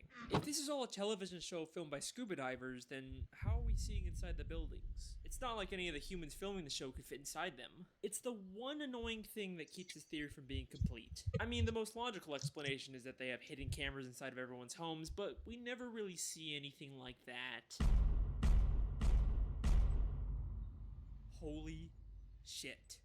Season 6, Episode 24, Truth or Square. The SpongeBob 10th Anniversary Special where they reveal lots of stuff about the characters. But the most damning piece of evidence comes from when the characters get lost in the Krusty Krab vents and end up in a room full of monitors showing live footage of all of their homes. Oh! My house is on TV! All of our houses are on TV. Gary the Snail, you get down from that bed this instant! Hey, there's my house! Look, it's Sandy! And who is the character responsible for all of these hidden cameras? Mr. Krabs, why do you have cameras watching us? Oh, I just want to make sure you all floss after every meal. Thank you, Mr. Krabs. Dental hygiene is very, very important. Dental hygiene? Eugene, you lying bastard. Of course he would sell out his friends for a quick buck. And if there's any part of you that thinks there's some chance Mr. Krabs has all these hidden cameras for some other reason, then take a look at what happens next. Hey, who are those guys? I think it's us, Patrick. But who are they? Right, they're not even trying to hide it anymore. A cameraman and a boom operator have been following around the characters this entire time. And just like the gorilla, as soon as they get seen, they make a run for it. The case is closed. The television theory is something the show has consistently alluded to from the very first episode to the newest episodes. Maybe one day the show will actually directly address it and our characters will discover the real truth about their world. But regardless, that's my theory. I hope you guys enjoyed. Let me know what you think in the comments. Make sure to subscribe if you want to see more. See you next time. Hey, whoa, hang on a second. You thought I forgot about the Mermaid Man and Barnacle Boy thing, didn't you? Alright, here's a quick bonus theory. Mermaid Man and Barnacle Boy were two superheroes that fought crime underwater and protected the sea from evil. Whether or not they actually did this or was all staged for television isn't clear, but they both spent their lives underwater until they became old and retired. But after spending so much time under the sea, they no longer fit in with human society. Plus, Mermaid Man is clearly dealing with some form of dementia and PTSD from fighting evil. But you can't retire. There's evil afoot.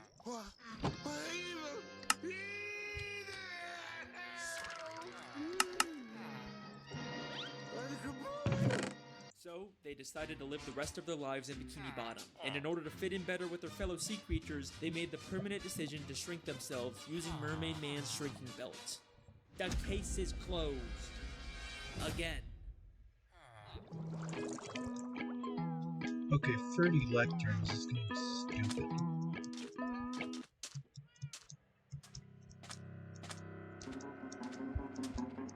This is not Mrs. Puff. You may think she's just SpongeBob's boating teacher, but you'd be very, very wrong. For years, she's been running from her dark and mysterious past, but it's finally caught up to her. And behind it all is a mastermind who's been secretly controlling her life and psychologically torturing her. If you guys thought my last two theories were mind-blowing, get ready for my biggest conspiracy yet. This is the Mrs. Puff theory. I gotta start off by saying, wow, the reaction to my last two SpongeBob theories has been insane. How does she know? How does she know? Squilliam, you lying, deceiving. Who is that handsome young devil? I'm glad you guys are enjoying my ridiculously deep dives into the show. I mean, I have to watch so much SpongeBob and read so much of the Wikipedia to put these theories together, but it's worth it because the writers actually take the time to set these things up. Now, a lot of people have been asking, Alex, how do you come up with these crazy conspiracy theories? Well, I always start these theories by looking for the moments in the show that seem to be implying more than they're letting on. Like I've said before, SpongeBob is a weird show with lots of abstract humor, but I can usually understand the intent the writers had behind a weird joke. But then there's stuff like this. I hope I still remember how to do this. Yeah. And it's so confusing and weird that it feels like the writers are trying to imply something beyond just weirdness for the sake of comedy. And nowhere in the show is there more of these moments than with Mrs. Puff. And once I started looking into it, it led me down the deepest rabbit hole I've ever seen from this show. So, let's begin. Uh-oh, looks like I'm getting hacked by a hacker. I knew this would happen if I got too close to the truth. Well, it's a good thing this video is sponsored by NordVPN. If you're watching this video, then you're on the internet, which means at any moment you could be hacked by a cyber criminal. All of your privacy, all of your personal information, the hackers can get it all. They're probably hacking you right now. What are you even doing watching this video? You have to get out of here. Get the hell out of here! Unless you use NordVPN, a service that can protect your privacy while you're on the internet. You can rest easy knowing all of your communications and personal data are safe when you use NordVPN. And you can even use NordVPN on up to 6 devices. You can also use NordVPN to unlock videos or shows that you would normally only be able to watch in certain countries. Finally, I can watch The Big Bang Theory on Netflix. Here's what I looked like before I used NordVPN. Here's what I look like now. Go to nordvpn.com/before I use NordVPN. And here's what I look like now. Go to nordvpn.com/AlexBale or use code AlexBale to start a 2-year plan. You'll even get an additional free month. And if you're not satisfied, there's a 30-day money-back guarantee. Now I can finally make my YouTube SpongeBob conspiracy theories without the fear of being hacked. Thanks, NordVPN. Now without further ado, let's begin the theory. I need spruce. Mrs. Puff is a boarding school teacher in Bikini Bottom. She's Please. passed all of her students except for one, SpongeBob SquarePants. He's taken her driver's test hundreds of times, and he always ends up failing it and causing destruction and chaos that usually ends up with Mrs. Puff going to jail, despite it not really being her fault. We also know that she was once married, but her husband was killed by fishermen. That's my driving teacher, Mrs. Puff. Please. Oh, she's married. Oh no, Mr. Krabs, she's single. Then what happened to Mr. Puff? She doesn't like to talk about it. Throughout the show, there are moments like this that seem to be hinting at her having a dark, mysterious past. And in Season 2, Episode 10, No Free Rides, we get the biggest clue about who Mrs. Puff really is. After SpongeBob fails the driving test yet again, Mrs. Puff has just had it with him and ends up just giving up and giving him his license even though he never really passed. She quickly realizes that this is a horrible idea and he'll probably end up destroying the entire town.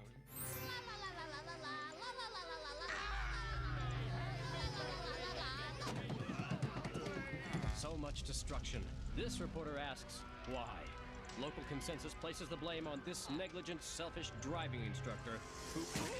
Remember this clip, because it's going to be very important later on. And then she says this insanely revealing line. What have I done? Everyone will know that I let him slide through school. I'll have to move to a new city, start a new boating school with a new name. No, not again. No, not again. Come on, it's like they're just begging someone to make a theory about this. So we now know Mrs. Puff was originally from a different town, she used to own a different boating school, and Mrs. Puff isn't even her real name. There's something in her past that she ran away from. Now, there's been some debate over whether she's actually referring to a new name for herself or for her boating school, but I do think she's talking about her own name. Because if she's trying to run away from something in her past, she wouldn't start a new boating school with her real name in the title. Now, when she says again, I don't think she's just referring to starting a new life. Everyone will know that I let him slide through school. Not again. I think at her previous boating school, she had a terrible student just like SpongeBob who she prematurely gave a license to, and it led to something so terrible happening that she had to run away and start a whole new life. In Season 3, Episode 5, Doing Time, we get a flashback to when she first opened up the school. Where did I go wrong?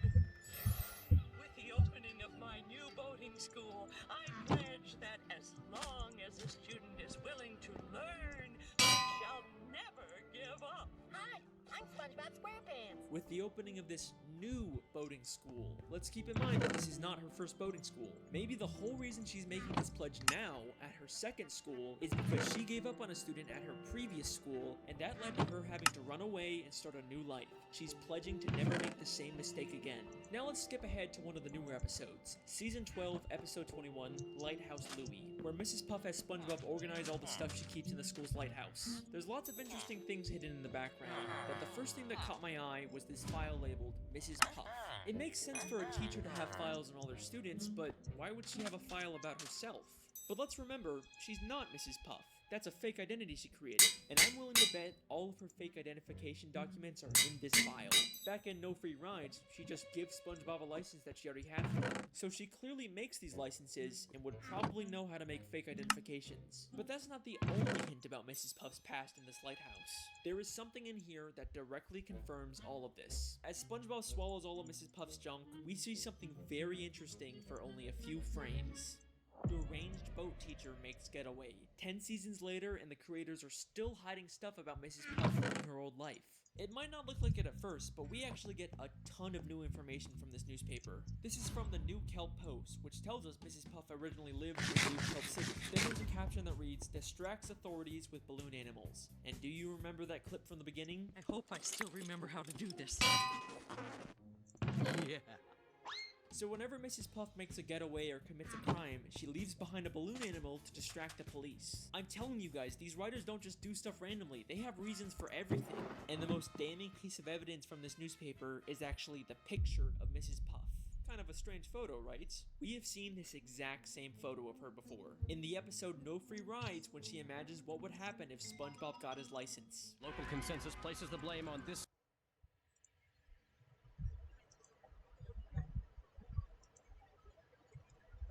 negligent, selfish driving instructor. This means that this isn't just her imagination of what might happen. This is also her remembering what happened when she lived in New Kelp City and prematurely gave one of her students a license. And I'm willing to bet that the fish reporting the news is the exact same one who reported about her in New Kelp City. Let me explain. We know from the episode Whatever Happened to SpongeBob that reporters from the Bikini Bottom News can also work for the New Kelp City News. But the real reason I think this is because of his hair. In the entire show, we have never seen this fish reporter with hair before.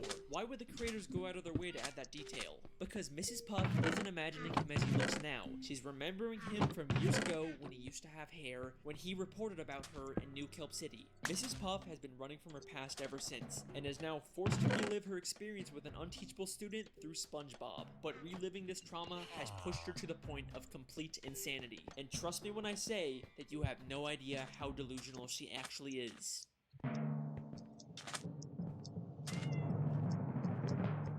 Another running gag throughout the series is Mrs. Puff's occasional nervous breakdowns or moments of insanity because of SpongeBob, and they get more severe as the show continues. At first she did care for SpongeBob, but in the newer episodes she literally tries to kill SpongeBob just to get him out of her life. Even SpongeBob just walking up to her gives her severe PTSD.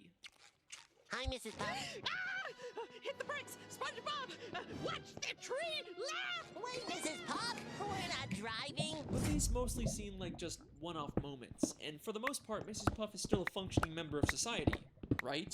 I'm going to show you that she's actually much more insane and delusional than you may think, and some of the episodes she's in take place entirely in her own head. If we're talking about how insane Mrs. Puff is, there is no better place to start than the episode Doing Time. Once again, SpongeBob fails the voting test and causes destruction and chaos, which leads to Mrs. Puff going to jail. SpongeBob keeps breaking into jail to try and bust her out, but Mrs. Puff actually prefers being in jail over teaching him. We actually get another interesting line about Mrs. Puff's past in this episode. Okay, you can do this, Puff. You can get through this without losing your sanity. Oh, that's a road we don't want to go down again. So we know that Mrs. Puff has lost her sanity in the past, probably from her previous terrible student. But it seems like she's recovered since then, except in this episode she has a complete mental breakdown. SpongeBob keeps appearing in impossible places until she gets thrown into solitary confinement, where each wall of the room transforms into a giant SpongeBob face. And then the episode ends in a way that's so weird and confusing that it rivals the infamous gorilla episode ending. As Mrs. Puff freaks out, she's suddenly transported back into the beginning of the episode when SpongeBob was taking the test. Except this time, SpongeBob gets arrested instead of her. I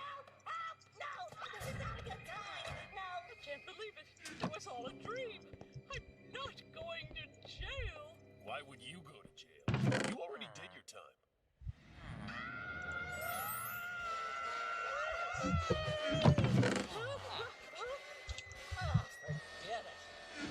So what's really going on in this episode? Was the ending all in her head? Is Mrs. Puff just caught in an endless loop?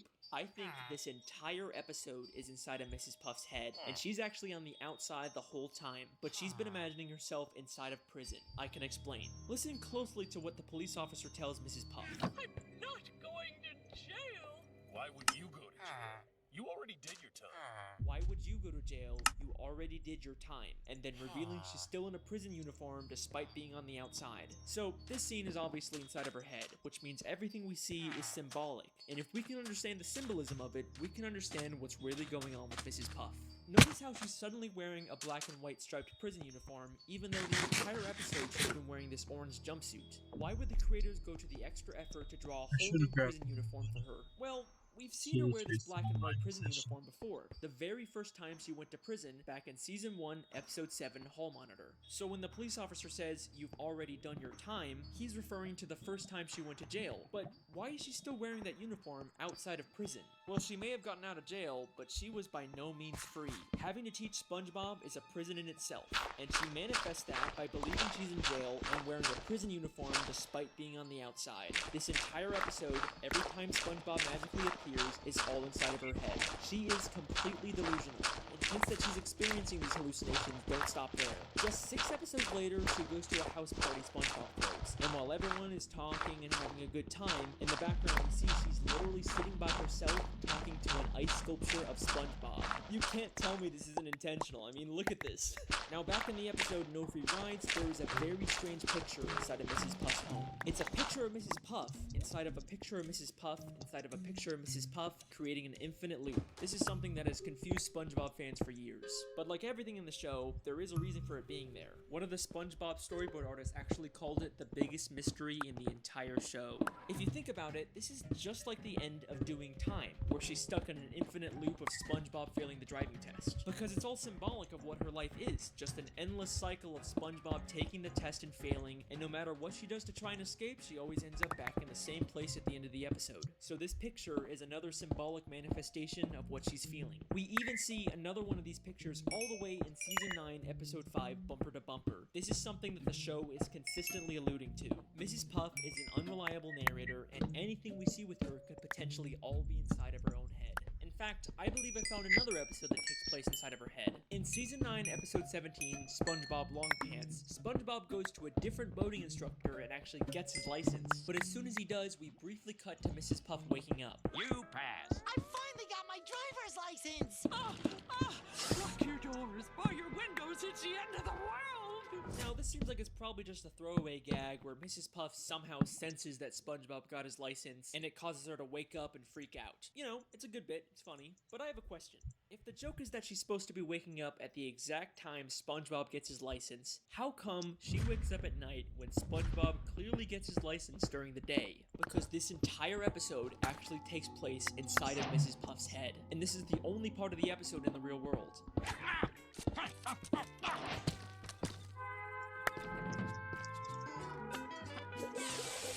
I don't know what that was all about, but I'm glad it's over. But let me pause for a second. I'm sure some of you are already wondering if this contradicts my previous SpongeBob video, The Television Theory. If you haven't watched that one, the gist of it is that the entire show is a documentary television show, and everything we see is actually being secretly filmed by scuba divers, and there's a ton of evidence to support it. I'm very proud of that video. You should definitely check it out. But if everything's supposed to be from a camera, then how are we seeing things from inside Mrs. Puff's head? In fact, how do we see dreams and flashbacks and thought bubbles? Well, I think the simple answer is that even though we view the show through an objective camera lens, the world itself still follows the rules of a cartoon. You can never tell another living soul.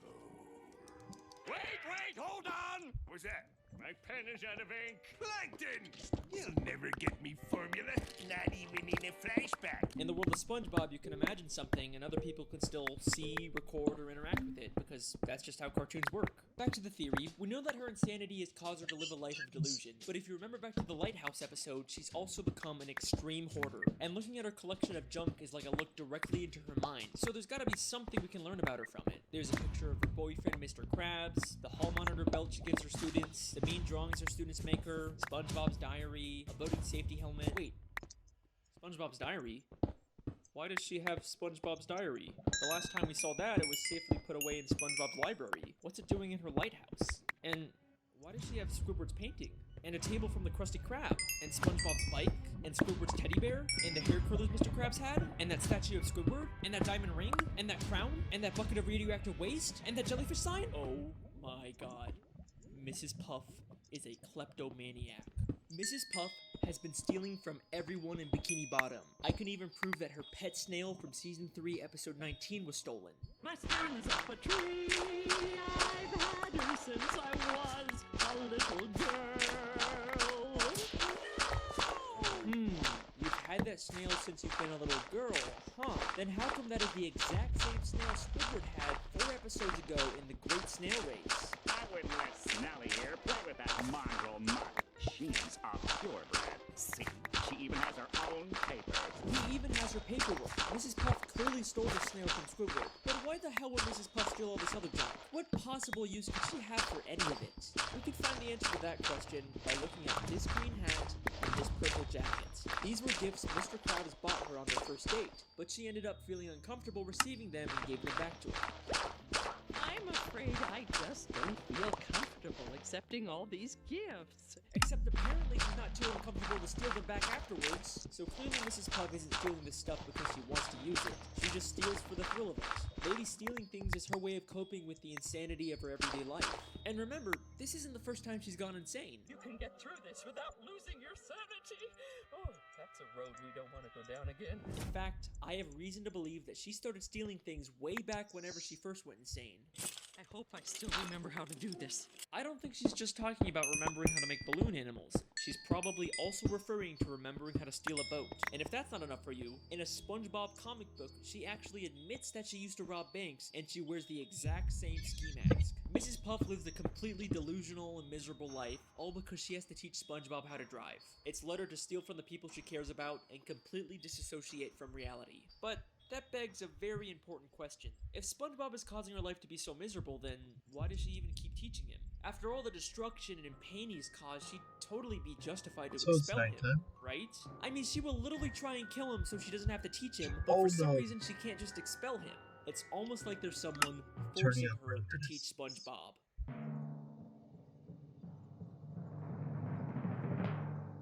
Back to the episode No Free Rides. After prematurely giving SpongeBob a license, she steals his boatmobile so he can't hurt anyone. In the end, this causes her to get arrested and go to jail, but then SpongeBob tells her this.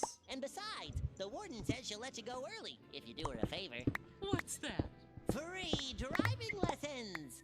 She'll get to leave prison early if she gives free driving lessons. That seems like an oddly specific requirement. And that's not the only time this gets mentioned either. In Season 9, Episode 5, Bumper to Bumper, we get this scene.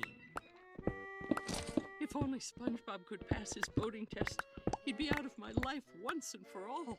Unfortunately, I keep getting reminded of the consequences if I get too angry with the little nuisance. Consequences. Are you telling me that if she refuses to teach SpongeBob specifically, she'll be violating her parole and get sent back to jail? Why does the prison even care if Mrs. Puff teaches SpongeBob? Is it just part of some weird community service? But things start to get really suspicious at the end of Season 7, Episode 5, Summer Job. Once again, Mrs. Puff ends up in jail, but this time she's forced to go to a prison boating school. Oh, wow! A driver's education class! Good day, class!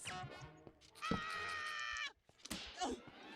must be having a nightmare! What's he doing here? Dear Mrs. Puff, I'm following in your footsteps and got a job as a driver's ed teacher for the summer. Who in their right mind would hire SpongeBob to do this after he's literally destroyed the city countless times while driving? Is this just another one of Mrs. Puff's delusions? Or is the prison intentionally forcing her to be around SpongeBob just to torture her? I mean, look at the way the guard forces her to sit there and listen to him. Get me out of here!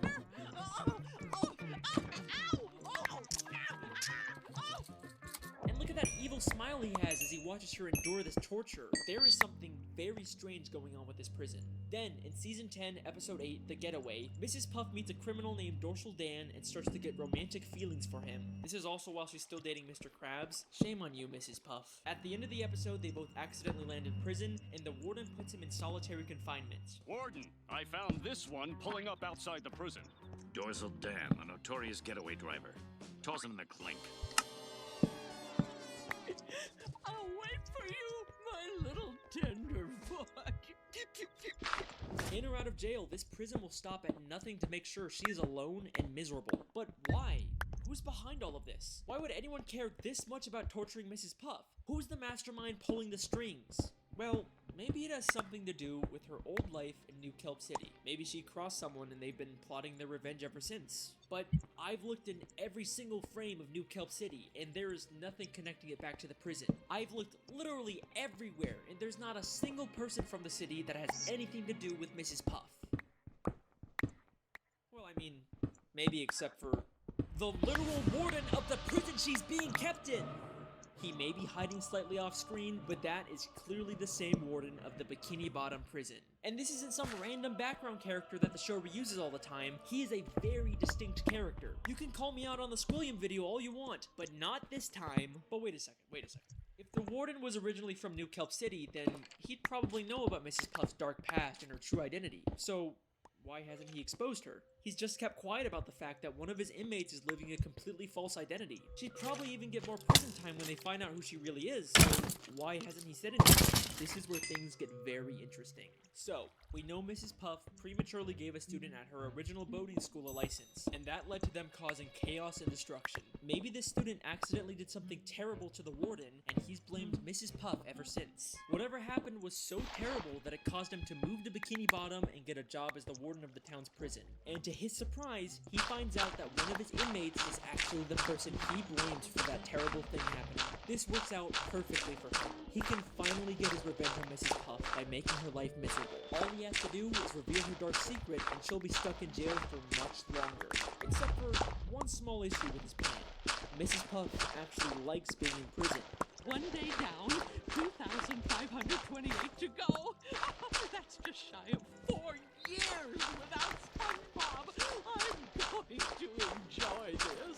So, he comes up with a new plan. Keep Mrs. Puff secret and let her out of prison early, but only under the condition that she has to teach SpongeBob. He's literally turning her normal life into a prison. And he makes sure going back to prison to avoid SpongeBob isn't even an option for her anymore, because he'll make sure that SpongeBob is always in there with her. And he's not gonna let her escape and start a new life like she did in New Kelp City. He makes sure to give her an ankle bracelet that doesn't let her leave Bikini Bottom. I can't even leave town without violating my parole. He is the mastermind who's been controlling everything this entire time. But guess what?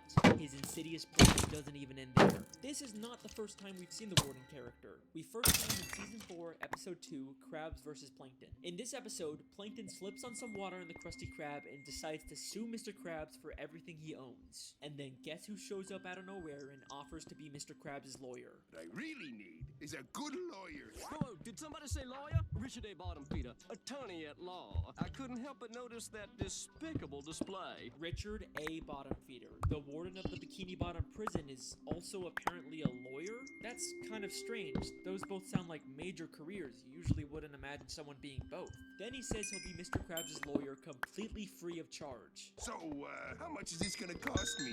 Actually, I won't charge a dime unless we win.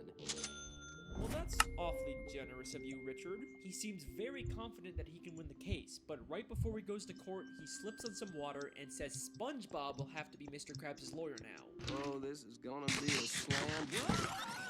Oh no! Mr. Krabs' lawyer, speak to me! Wrecked with pain, can't move.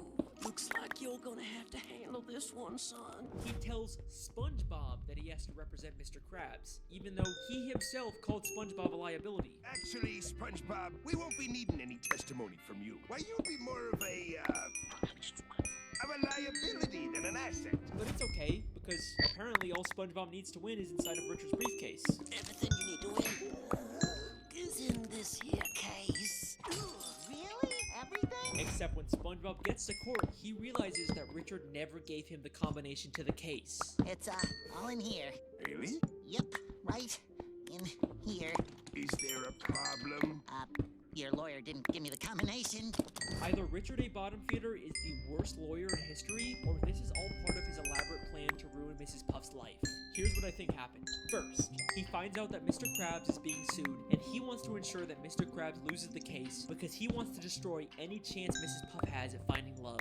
So he pretends to be a lawyer, even offering his services for free, something Mr. Krabs can't resist. He makes Mr. Krabs feel confident that they're gonna win the case, and then at the last second, he pretends to get into an accident so he can't represent Mr. Krabs. Instead of finding a real lawyer to replace him, he tells the most incompetent person for the job, SpongeBob, that he has to be Mr. Krabs' lawyer. And he gives him a case that allegedly has all the answers in it without actually giving SpongeBob the combination, setting him up for a total failure in court. Richard A. Bottomfeeder refuses to let anyone get close to Mrs. Puff, not Dorsal Dan and not Mr. Krabs. This guy has squillion levels of hate for Mrs. Puff. But why? What exactly did her previous student do that warrants this much torture? It can't be something as simple as him or his property getting damaged. It has to be something life-changing, something like losing a loved one because of the student's reckless driving. And I think the show gives us one last hint about who this might have been. All the pictures of Mrs. Puff's house are very meaningful to her. She's got photos of Mr. Krabs, her pet snail, and of course those infinitely looping photos that told us so much about her mental state. But there is one more photo in this house that might be the key to this entire conspiracy. In season 12, episode 14, Plankton's old chum, we see a photo of someone we've never seen before on Mrs. Puff's wall. There's some surprising similarities between this character and Richard. The green color, the red bow tie, the overall fancy, serious appearance. It clearly isn't the same person, but maybe this is someone related to Richard, like a father, a son, or a brother that Mrs. Puff's former student killed. And the reason she keeps a photo of him up is to have a permanent reminder to never make the same mistake of giving someone a license who doesn't deserve it. Mrs. Puff is a boating school teacher who once made a terrible mistake that led to the loss of her business, identity, sanity, and any chance at finding happiness. I like to think that there used to be a time when she was happy, back when her husband was still alive. If only he was still around today, maybe she wouldn't have to face all of this on her own. Thank you for watching, everyone. I hope you enjoyed. Is what I would say if I was done, except her husband is still alive. Woo! Let's do this! In the SpongeBob movie, SpongeBob and Patrick travel to a gift shop named Shell City that's full of dead fish turned into knickknacks and ornaments. Except they end up setting off the smoke detector, which activates the sprinkler system and brings all the dead fish back to life, including a very familiar looking pufferfish hanging from the ceiling. Mr. Puff is alive. Well, wait a second. If he's alive and he escaped, then why hasn't he gone back to Mrs. Puff? Why is she still alone? Because remember, she ran away from their home in New Kelp City and started a new identity. So sadly, Mr. Puff has no way of finding her. The tragedy of Mrs. Puff's story is that her happiness is just a city away, but she can never even leave town because that would violate her parole. Richard A. Bottomfeeder probably even knows her husband is alive and is making sure they're never reunited. As the name says, Richard really is a bottom feeder. This video took a ton of time and effort to do all the research for, so I really hope you guys enjoy. Thank you for watching, and thanks to NordVPN for sponsoring this theory. Go to nordvpn.com/AlexBale or use code AlexBale.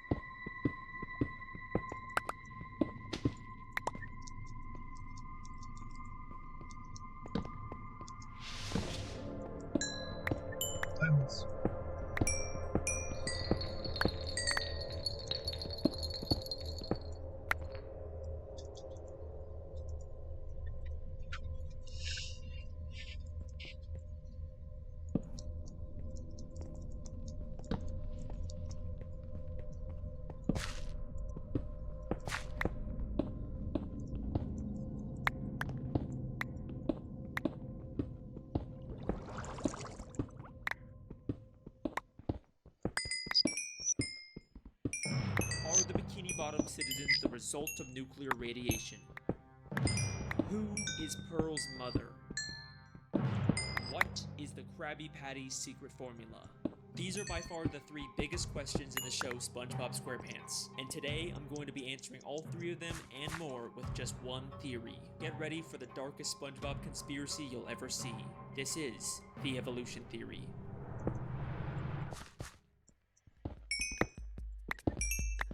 We're back with another SpongeBob conspiracy. Guess I'm the SpongeBob guy now. That's all I make. You guys sure love these SpongeBob theories.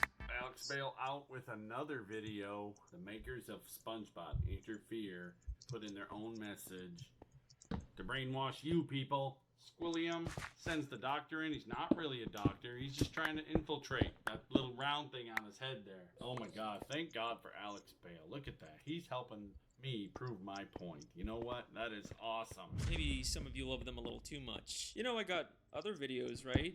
I make films and stuff too. Anyone want to watch those? Anyways, by far the most popular SpongeBob theory out there is the Bikini Atoll nuclear radiation theory. It's pretty simple. It's been confirmed that Bikini Bottom is actually beneath a real-life place called Bikini Atoll. From 1946 to 1958, the United States did nuclear tests there, devastating the area and leaving it radioactive even to this day. The theory states that the reason why the citizens of Bikini Bottom can talk and have formed advanced societies is because of mutations caused by these nuclear tests. And that's about the whole theory. Even though there's tons and tons of videos about it, none of them actually go in depth with it or really look through the show for evidence. But y'all know that if Alex Bale is making a theory on it, then it's not going to be some baby surface level analysis. I will watch every single episode of SpongeBob. I will read every page of the goddamn Wikipedia. If I'm making a theory on it, then you guys know it's going to be good. And once I really started looking into this theory, I realized that there is so much more here than anyone thinks. Get ready, because today we're going to be solving the biggest mysteries in the history of SpongeBob SquarePants and changing the way you look at the entire show.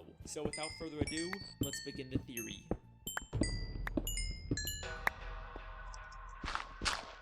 In order to find out whether the Bikini Atoll theory is true, we first have to determine whether fish talking and being so intelligent is unique to Bikini Bottom, or if that's just the way the SpongeBob universe works. You know, it could just be that all animals in this world are able to talk, and that's completely normal because at the end of the day, SpongeBob is still just a cartoon. Well, if we take a look at Season 10, Episode 10, Feral Friends, we get a bit of a hint about how the SpongeBob world works. In this episode, a green moon appears and transforms all the characters into less cartoony, real-life versions of themselves.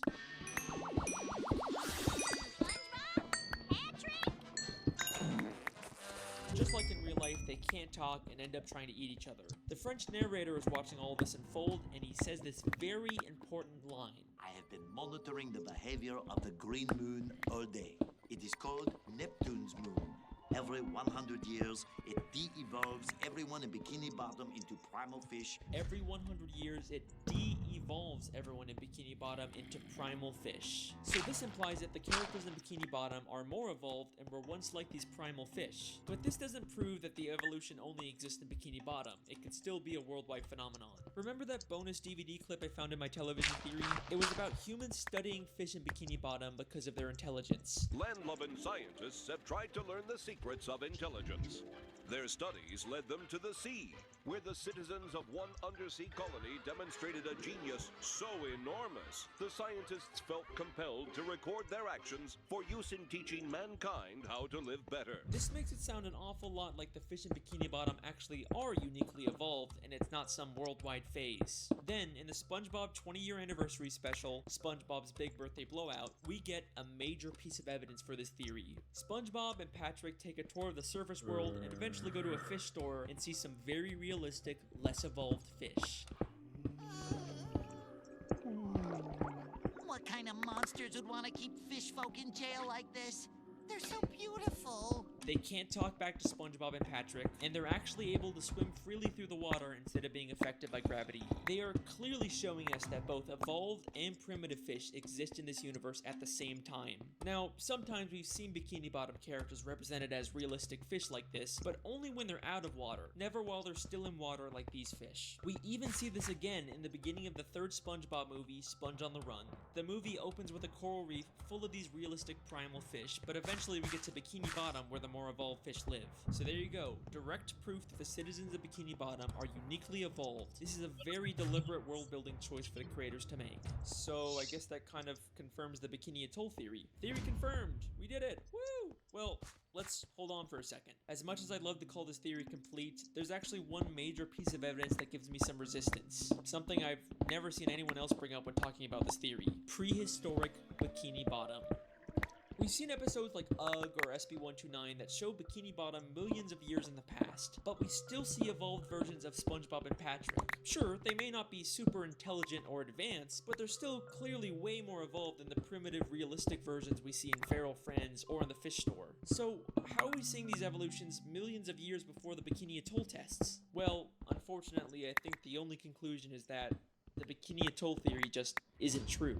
I mean, clearly something has caused Bikini Bottom citizens to be uniquely evolved, there's no denying that. But whatever caused it took place millions of years ago and couldn't have been the Bikini Atoll nuclear tests. Then, what really caused the evolution? In the entire show, the only thing we've seen that directly affects the evolution of characters is the Green Moon and Feral Friends. Except the French narrator specifically calls it Neptune's moon. It is called Neptune's moon. Named after the ruler of the seven seas, King Neptune. King Neptune is a character who's been around since the beginning of the sea. He's a character who the Bikini Bottom citizens view as their god, and he's a character who has the ability to change fish into other forms. What the? Oops. King Neptune used his magic to turn the fish of the sea into more evolved subjects for him to rule over. He's the one who's been behind it all this time. Now, I could spend this entire video talking about King Neptune and his weird continuity and contradictions in the show, but I'll save that for another theory. What I'd much rather talk about are the implications of having evolved and primitive fish coexisting in the sea. Now, we know that this evolution isn't specific to just Bikini Bottom. We've seen different cities and places far across the ocean that still have talking fish, which makes sense because the marine life in Bikini Bottom has evolved to resemble humans, so it's no surprise that just like humans, they've expanded beyond Bikini Bottom and colonized other areas of the sea. But now, I have an interesting question for you. What is the relationship between evolved fish and primitive unevolved fish? Well, they probably just peacefully coexist in the sea without bothering each other. You know, just like real-life humans and animals. Wait a second.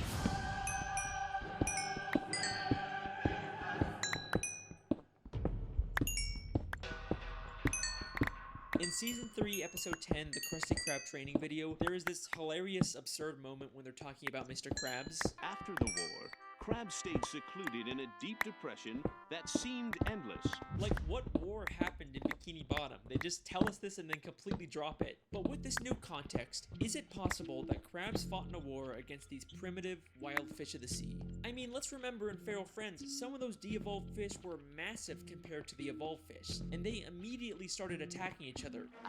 The battle for the survival of the fittest rages on in the animal kingdom. So yeah, in order for the Bikini Bottom citizens to survive and expand, they would probably break into some kind of war. And from the sounds of it, this war must have been pretty brutal to put Mr. Krabs into such a deep depression. But I'm getting ahead of myself. Is there actually any evidence that proves the war Mr. Krabs fought in was specifically this evolutionary war? Well, through the few flashbacks we get, we know that Mr. Krabs served in the Navy. And yes, they were sailing ships on an ocean, because they were already underwater. This is actually a real-life phenomenon where certain parts of the sea can have a higher level of salinity, and it looks like an underwater ocean. Shout out Miss Parks, my high school marine biology teacher. We also know from maps of Bikini Bottom that the town is surrounded by this underwater ocean. So that places Mr. Krabs' war outside of Bikini Bottom where this evolutionary war would have to take place. Then if we take a look at Mr. Krabs' home, we see it is full of memorabilia from his past days in the Navy. But hidden within here is something that will absolutely blow your mind and answer one of the biggest questions of the show.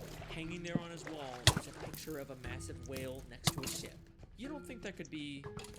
No, it can't be. Pearl's mother? Pearl is Mr. Krabs' whale daughter. The show never really explains how a crab can be the father of a whale, but most people just assume she was adopted. People have been speculating about who Pearl's biological mother is for years, and I think we finally just found our answer. We see two photos of this whale on the ship in Season Season 3, Episode 9, just one episode before we find out Mr. Krabs fought in a war. Since this is among all of Mr. Krabs' Navy stuff, I think we can assume that this is something he encountered and not just some random picture of a whale in a ship above the ocean. The whale is massive compared to the ship. We've seen adult whales in Bikini Bottom before, but they are nothing compared to the size of this whale. This has a much closer resemblance to Pearl when she de-evolved in Feral Friends and became massive. So this has to be an unevolved primitive whale, and the picture clearly shows them fighting. Not only does this prove that there was a war between evolved and primitive fish, but Mr. Krabs definitely fought in it. But this also implies something very dark. Mr. Krabs killed Pearl's mother. The only direct reference we get in the show to Pearl's mother is one of Mr. Krabs' many sayings, Mother of Pearl. Mother of Pearl! Mother of Pearl! Holy Mother of Pearl! He uses it in place of something like holy crap or dear God, only saying it when something truly shocking or terrible happens, because he knows the terrible thing that happened to Pearl's mother. Why did Mr. Krabs go into such a deep depression after the war? Because he's haunted by what he's done, and the smoking harpoon to prove it is right there on his wall. So, that leaves us with an important question. Why did he adopt Pearl? After he killed her mother, he probably realized she had an infant daughter who had the evolutionary genes. Instead of leaving her to die, he adopted her as his own, all while keeping the dark secret that he was responsible for her mother's death. Woo! Childhood ruined yet? Well, don't worry, there's still time for this theory to get even worse. Now's your chance to remove yourself before things get really dark. Still here? Okay, so here's a fun question. What's the deal with all the pets in Bikini Bottom? How come most fish are basically humans, but a snail or a worm acts like a pet? Well, just like humans have domesticated wild animals, it should be no surprise that evolved fish have domesticated primitive fish as pets. Unlike the massive primitive fish that the Bikini Bottom citizens had to go to war with, there's also smaller primitive fish like jellyfish, snails, spirit worms, seahorses, and clams that the Bikini Bottom citizens were able to form a symbiotic relationship with. Aww, and I thought you said this was gonna be the dark part, Alex. They're living peacefully together. That's nice. Okay, you got me. Here's another fun question. Where do the citizens of Bikini Bottom get their food? I mean, sure, some of it is plant-based, but there sure does seem to be an awful lot of meat-based food under the sea. I think you know where I'm going with this. The Bikini Bottom citizens eat primitive fish. Haha, it's not cannibalism if they're less evolved than you, right? There's no moral dilemma there. In Season 3, Episode 13, we see direct proof of this when the characters go fishing for primitive clams. This is something completely normal in this world. And then there's the chum bucket, which sells chum. Chum. Chum is literally just ground up fish. The show isn't even hiding this. Now, we don't really see too much of the meat harvesting side of Bikini Bottom, and I'm not surprised they're keeping it on the DL, you know, with the whole cannibalism thing, but there is one secret to making food that is kept more secret than anything in Bikini Bottom. The best kept secret in the entire show.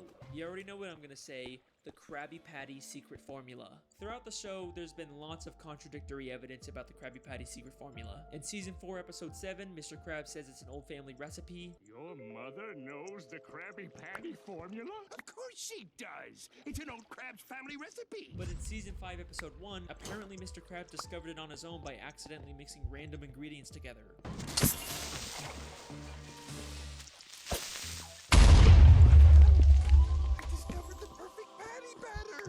Sometimes it's a secret formula, sometimes it's a book, sometimes it's a secret sauce, and any glimpse we get of the formula is just random nonsense. There is a ton of contradictory evidence out there, but I think this might all be intentional. In order to throw people off, Mr. Krabs has spread misinformation about the Krabby Patty formula. In fact, he's already done this in Season 3, Episode 18 by hiding a fake formula for Plankton to find that says he's the secret ingredient. Mixed together with the most important ingredient of all, 4 heaping pounds of freshly ground plankton? And the contradictions aren't just inside the show. Even one of the SpongeBob crew members once said that Krabby Patties are vegetarian and contain no meat.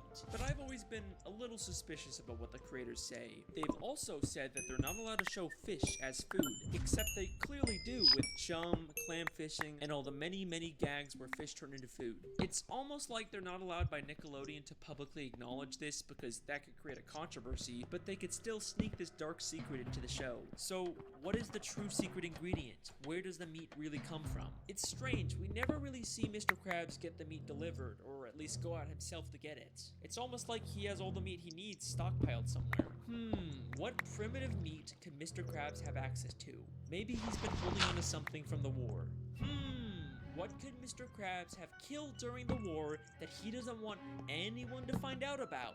Something big enough to supply him with meat for years without needing more. What could that be? You really gonna make me say it? Mr. Krabs is using Pearl's dead mother's carcass to make Krabby Patties. Woo! We did it! Yeah, we solved the mystery! We did it! I'm so glad! Season 1, Episode 15, Sleepy Time. Mr. Krabs has a dream that he's on a boat fishing for a massive dollar. This is his memory of killing Pearl's mother, except now all he sees her as is money. And take a guess what name he calls the dollar. What you doing, Mr. Krabs? I'm picking Neptune's bucket. What are you talking about? I'm talking about cold hard flipping cash. It's the mighty Moby Dollar. Moby Dollar. A direct reference to Moby Dick, a story about hunting a whale. Are you kidding me? And that is the evolution theory. I warned you guys this would be a dark one.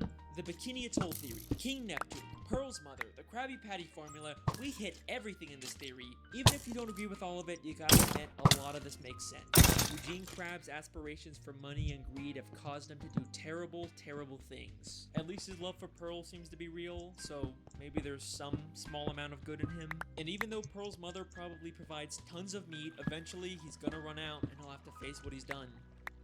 Well, unless of course there's another whale he has access to. Nope. Nope. No. No. Mr. Krabs wouldn't do that. He loves Pearl. He's not just raising her for Krabby Patty meat. Even Mr. Krabs isn't that much of a monster. From every side I've ever seen to the sweetest sound I've heard, I'd gladly give up everything for all the money that I've earned.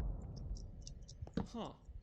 Well, alrighty then, that's the end of that theory. Just gonna end it here before there's any more dark plot twists. You guys have been insanely supportive with these SpongeBob theories, so I guess I have to make more. I've been your host, Alex Bale. Thanks for watching.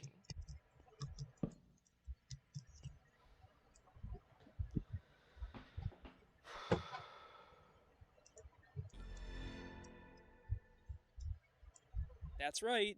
You read the title correctly. This is the Goofy Goober Alien Death Cult theory, and no, I am not joking. This seemingly innocent ice cream parlor is a front for something very sinister. The beloved SpongeBob movie actually has a much darker and tragic meaning to it. I am being 100% serious when I tell you that I think this is my best, most convincing theory yet. And if you thought my evolution theory was dark, well, get ready. This is the Goofy Goober Alien Death Cult theory.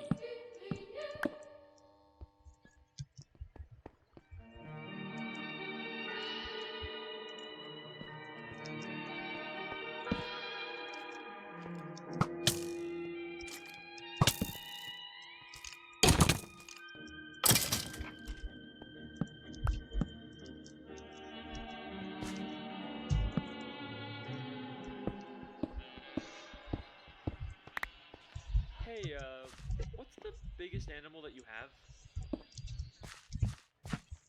Oh boy, Alex has finally lost his mind. Goofy Goober Alien Death Cult theory? What, did he make that in a random word generator? Trust me, there's actually a lot to this theory. And if anyone's qualified to make it, it's me, considering I made a whole web series about a restaurant being a front for a cult. Here at Pizza Time Pizza, we don't use any preservatives or fake ingredients. Pizza Time Pizza is not a cult. But those are the old days. I'm the SpongeBob guy now, and there is an insane demand for more of these theories. I mean, the Mrs. Puff one has like 12 million views. That is crazy. Thank you guys so much. Now, this is the part of the video where I try to make you think I'm about to start the theory, but then, oh boy, a sponsor. Everyone loves those. But today, I'm actually sponsored by a company that I'm really excited to talk about. Happy Meat Farms is an animal farming company that offers a variety of different delicious meat products. In the meat industry, there's so many factory farms out there that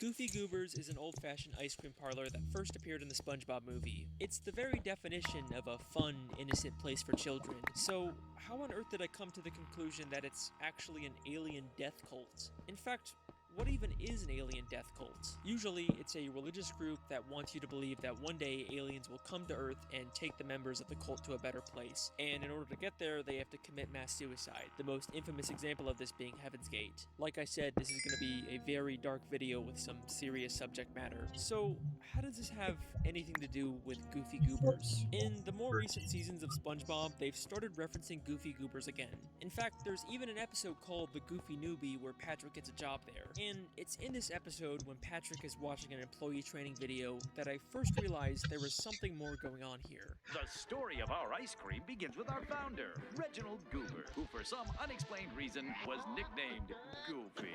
In 1842, he had went in a covered ice cream wagon. He served his warm ice cream on rocks and sticks. From those humble beginnings, Goofy Goober has grown into a multi-billion-dollar business. You know, it's a pretty standard company video. They just want their employees to wash their hands and keep their work area clean. We only ask that you, 1, practice good hygiene, 2, maintain good work habits. Nothing out of the ordinary, except there's one more thing that they want you to do. And 3, believe in extraterrestrials. Peace, hugs, and ice cream! Huh. An organization that wants you to believe in aliens. That couldn't be a Heaven's Gate reference in SpongeBob, could it? No, that's crazy. And even if it was, it could just be a random throwaway gag. There's no way Goofy Goobers is actually a cult, right? But then I started to rewatch every appearance of Goofy Goobers, and things took on a whole new meaning. One of the most basic ideas of a cult is that they strip you of your individuality and make you change your entire identity to be about the cult. And that's exactly what Goofy Goobers does. Everyone there wears Goofy Goober uniforms just like a cult. I mean, what other restaurant has not just employees, but customers that always dress up in a specific way? And their theme song that is constantly repeated and reinforced is just the simple line, I'm a Goofy Goober, yeah.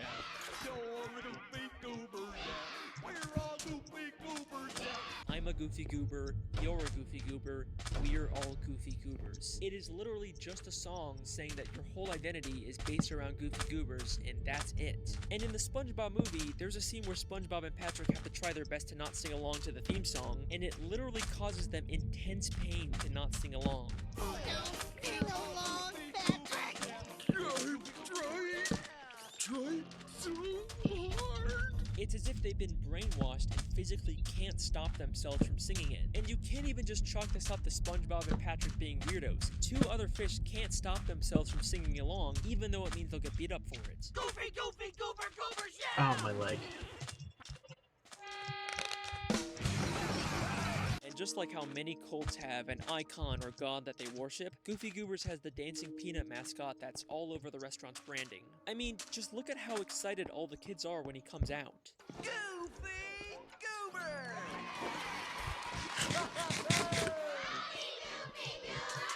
Alright, but just because kids like a mascot doesn't mean that they have some kind of religious worship for them. Well, if you don't believe me, take it from SpongeBob himself. Open your eyes, Patrick! We blow bubbles, we eat ice cream, we worship a dancing peanut for corn's sake! We do not worship him. Patrick, you've been wearing the same Goofy Goober peanut party underpants for 3 years straight! What do you call that? Worship? In the SpongeBob movie video game, there's even a Goofy Goober token that reads, "In Goofy we trust," replacing the word God with Goofy. Things are looking awfully culty, aren't they? Cults will also often create reading material about their beliefs for their followers to read, and Goofy Goobers is no exception to this. In the new SpongeBob spin-off, The Patrick Star Show, we see a Goofy Goober employee reading some kind of book about ice cream. And look at him, he's not busy working, he's choosing to read this in his downtime. I mean, compare him to Squidward, who sometimes reads in his downtime at work. It's not like he's reading about the Krusty Krab. This book looks a lot like it's a doctrine for a cult's beliefs. A major part of how cults get so successful is by getting their followers to give them money. Now, obviously Goofy Goobers charges people for ice cream, but they actually convince their followers to trade their money for a made-up Goofy Goober currency. I don't know what Plankton's paying you, but if you let us go, I can make it worth your while. What is this?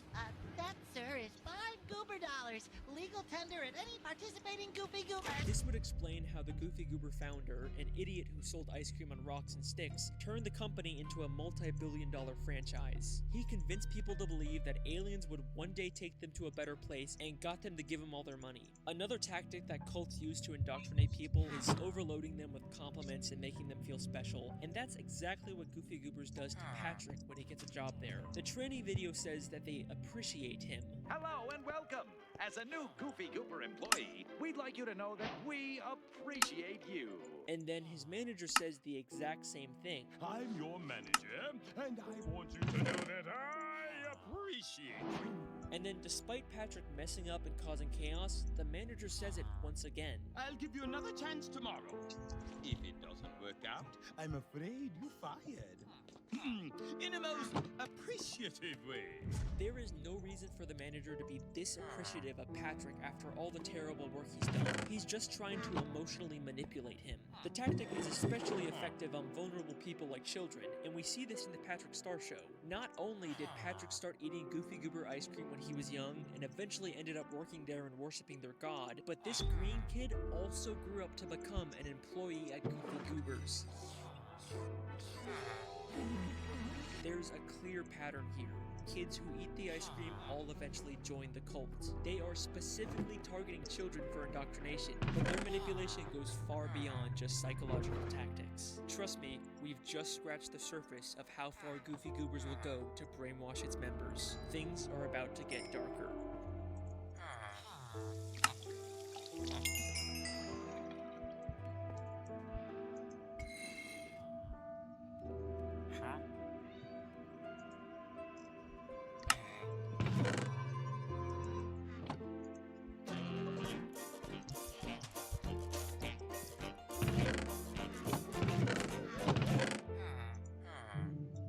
There's a part in the SpongeBob movie where SpongeBob and Patrick go to Goofy Goobers and eat tons of ice cream all night to the point where they become completely drunk off of it. It's a really funny scene, but it begs the question, why does the ice cream get them drunk? Maybe that's just how ice cream works in the SpongeBob universe, and it's the show's way of making a family-friendly alcohol reference. But we've seen other instances where characters eat tons of ice cream and it doesn't have this effect on them. Alright, well, maybe this was just a one-time gag for the movie, and it's not a consistent part of the continuity. But in the Season 11 episode called The Cops, we get this scene.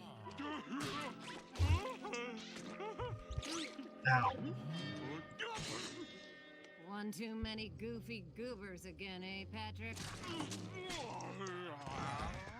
So, another deliberate reference to Goofy Goober ice cream having a weird alcoholic effect on people. Is it possible that they put something in the ice cream to make people more open to cult indoctrination? Cults have been known to use drugs to keep their followers obedient and suggestible, one of the most infamous examples of this being Charles Manson, who used LSD to convince his followers of his beliefs. If this is the case with Goofy Goobers, they'd probably want to make sure everyone there eats as much ice cream as possible, and the Goofy Goober building is actually cleverly designed in a way to ensure that this happens. There are no windows in the entire building, so you can't tell whether it's day or night. And the Goofy Goober clock just has random numbers on it, so it's impossible to keep track of time. Because of this, SpongeBob eats ice cream all night and is actually late for work for the very first time. Also, can I point out the fact that the eyes on the clock seem to follow Patrick around in the Goofy Newbie? It's a really creepy and specific detail to include. I mean, we know from the movie that the eyes are usually supposed to be looking straight ahead, but here they're always watching Patrick,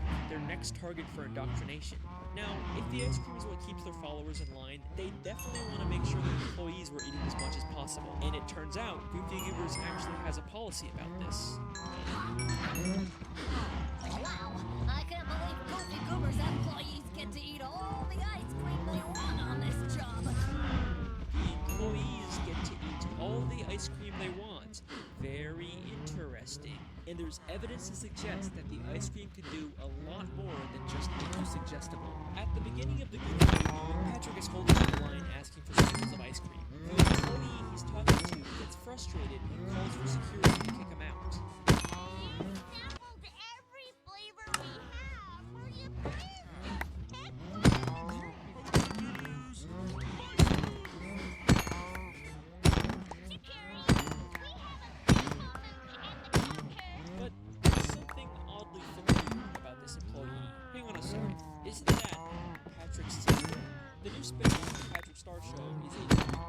Nickelodeon show that introduces us to Patrick's little sister, Squidina. And here, we see her all grown up working at Goofy Goobers. She's even credited as Squidina, who has the same voice actor. In the Patrick Star Show, we actually do see her eating Goofy Goober ice cream as a kid, which fits with the pattern of kids who eat the ice cream eventually getting indoctrinated into the cult.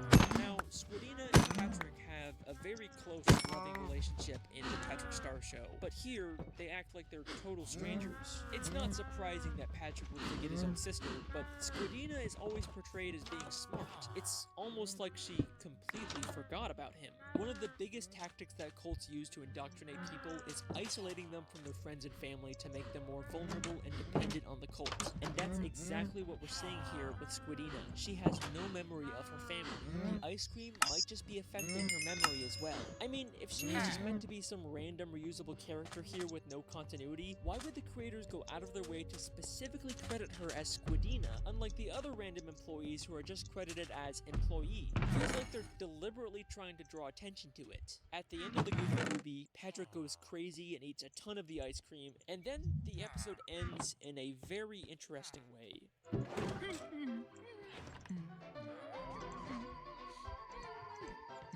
Peace, hugs, and ice cream! Now, I don't think Patrick was actually abducted by aliens. I mean, we see him on Earth in the very next episode, and the UFO has the same fake look as the one in the training video. I think that because of all the ice cream he ate, he now fully accepts the Goofy Goober's beliefs, and it's caused him to hallucinate the UFO. So, at this point, I'd say we can make a very strong case for Goofy Goobers being a cult, but with this realization comes a very dark and tragic new meaning for the SpongeBob movie. The same way again.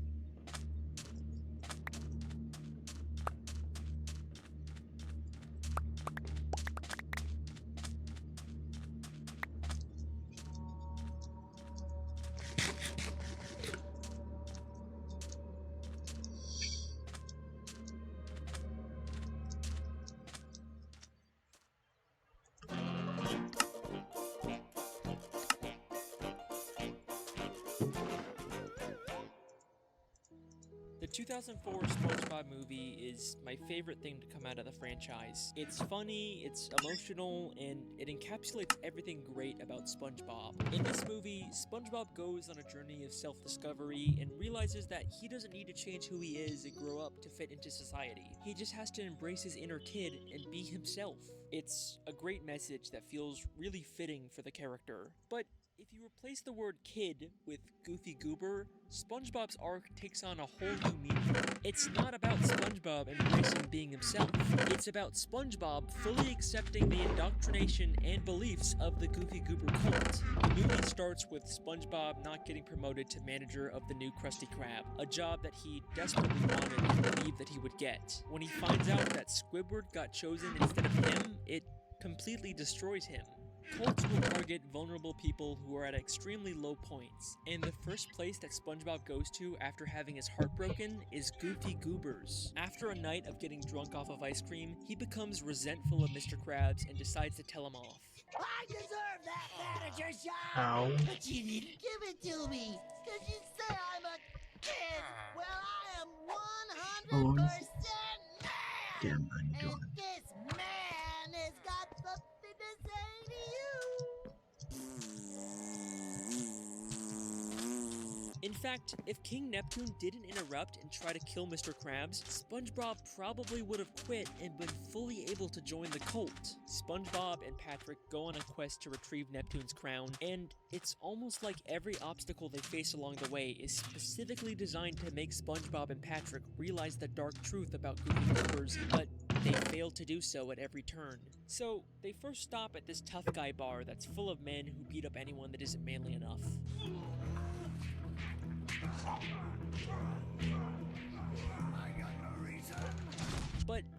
think there's actually a lot more going on here than it seems. This place actually has an insane amount of similarities to the Goofy Goober ice cream parlor. They're both shaped like boats, they both have bikes out front and a bar inside, and they both have two-word titles that start with the same letter, Goofy Goobers and Thug Tug. Is it possible that this place is actually a former Goofy Goobers establishment that was abandoned? I mean, they literally have the Goofy Goober theme song on hand. SpongeBob, it's the Goofy Goober theme song. And they claim that no kids are allowed here, yet we see some old kid-sized handprints in the bathroom. If this really is a former Goofy Goobers, then these guys would probably know the truth about the cult, which would explain why they're so against having anyone who's not manly in the bar. It's not because they hate kids, it's because they're trying to keep out a dangerous cult. If SpongeBob and Patrick just stuck around a little longer, maybe they would have learned this too, but they quickly sneak out and even make fun of the tough guys at the bar. Come on, Pat, one more time. Okay. We're on a baby hunt. I don't think we don't know how to weed them out. Clearly, they didn't get the lesson they were supposed to from this place. Then they go through a fish graveyard and stop at a random ice cream stand, but it turns out it was actually a trap for a monster to lure unsuspecting victims. Okay, Patrick, you can let go now.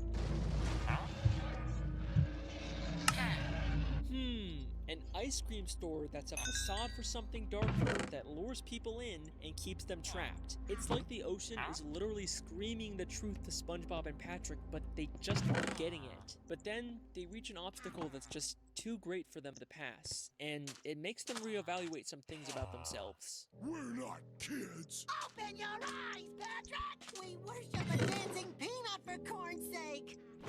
You've been wearing the same Goofy Goober peanut party underpants for 3 years straight! Oh, you're right, SpongeBob! It isn't until Mindy helps them realize that they're more than just Goofy Goober kids that they can continue on their journey. They sing an entire song about how they believe in themselves now, and Patrick even says this. Now that we're men, I changed my underwear. They have finally broken free from the cult's indoctrination, but unfortunately, it doesn't last very long. They're stopped by a hitman Plankton hired to take them out, and he completely destroys all the progress they've made to grow as characters. step aside and you won't have to feel the awesome breath of our mustaches. These. They were fake? Of course they were fake. They end up getting abducted by a scuba diver who, to them, is a terrifying alien from another world, which is an interesting parallel to Reginald Goober being taken by aliens.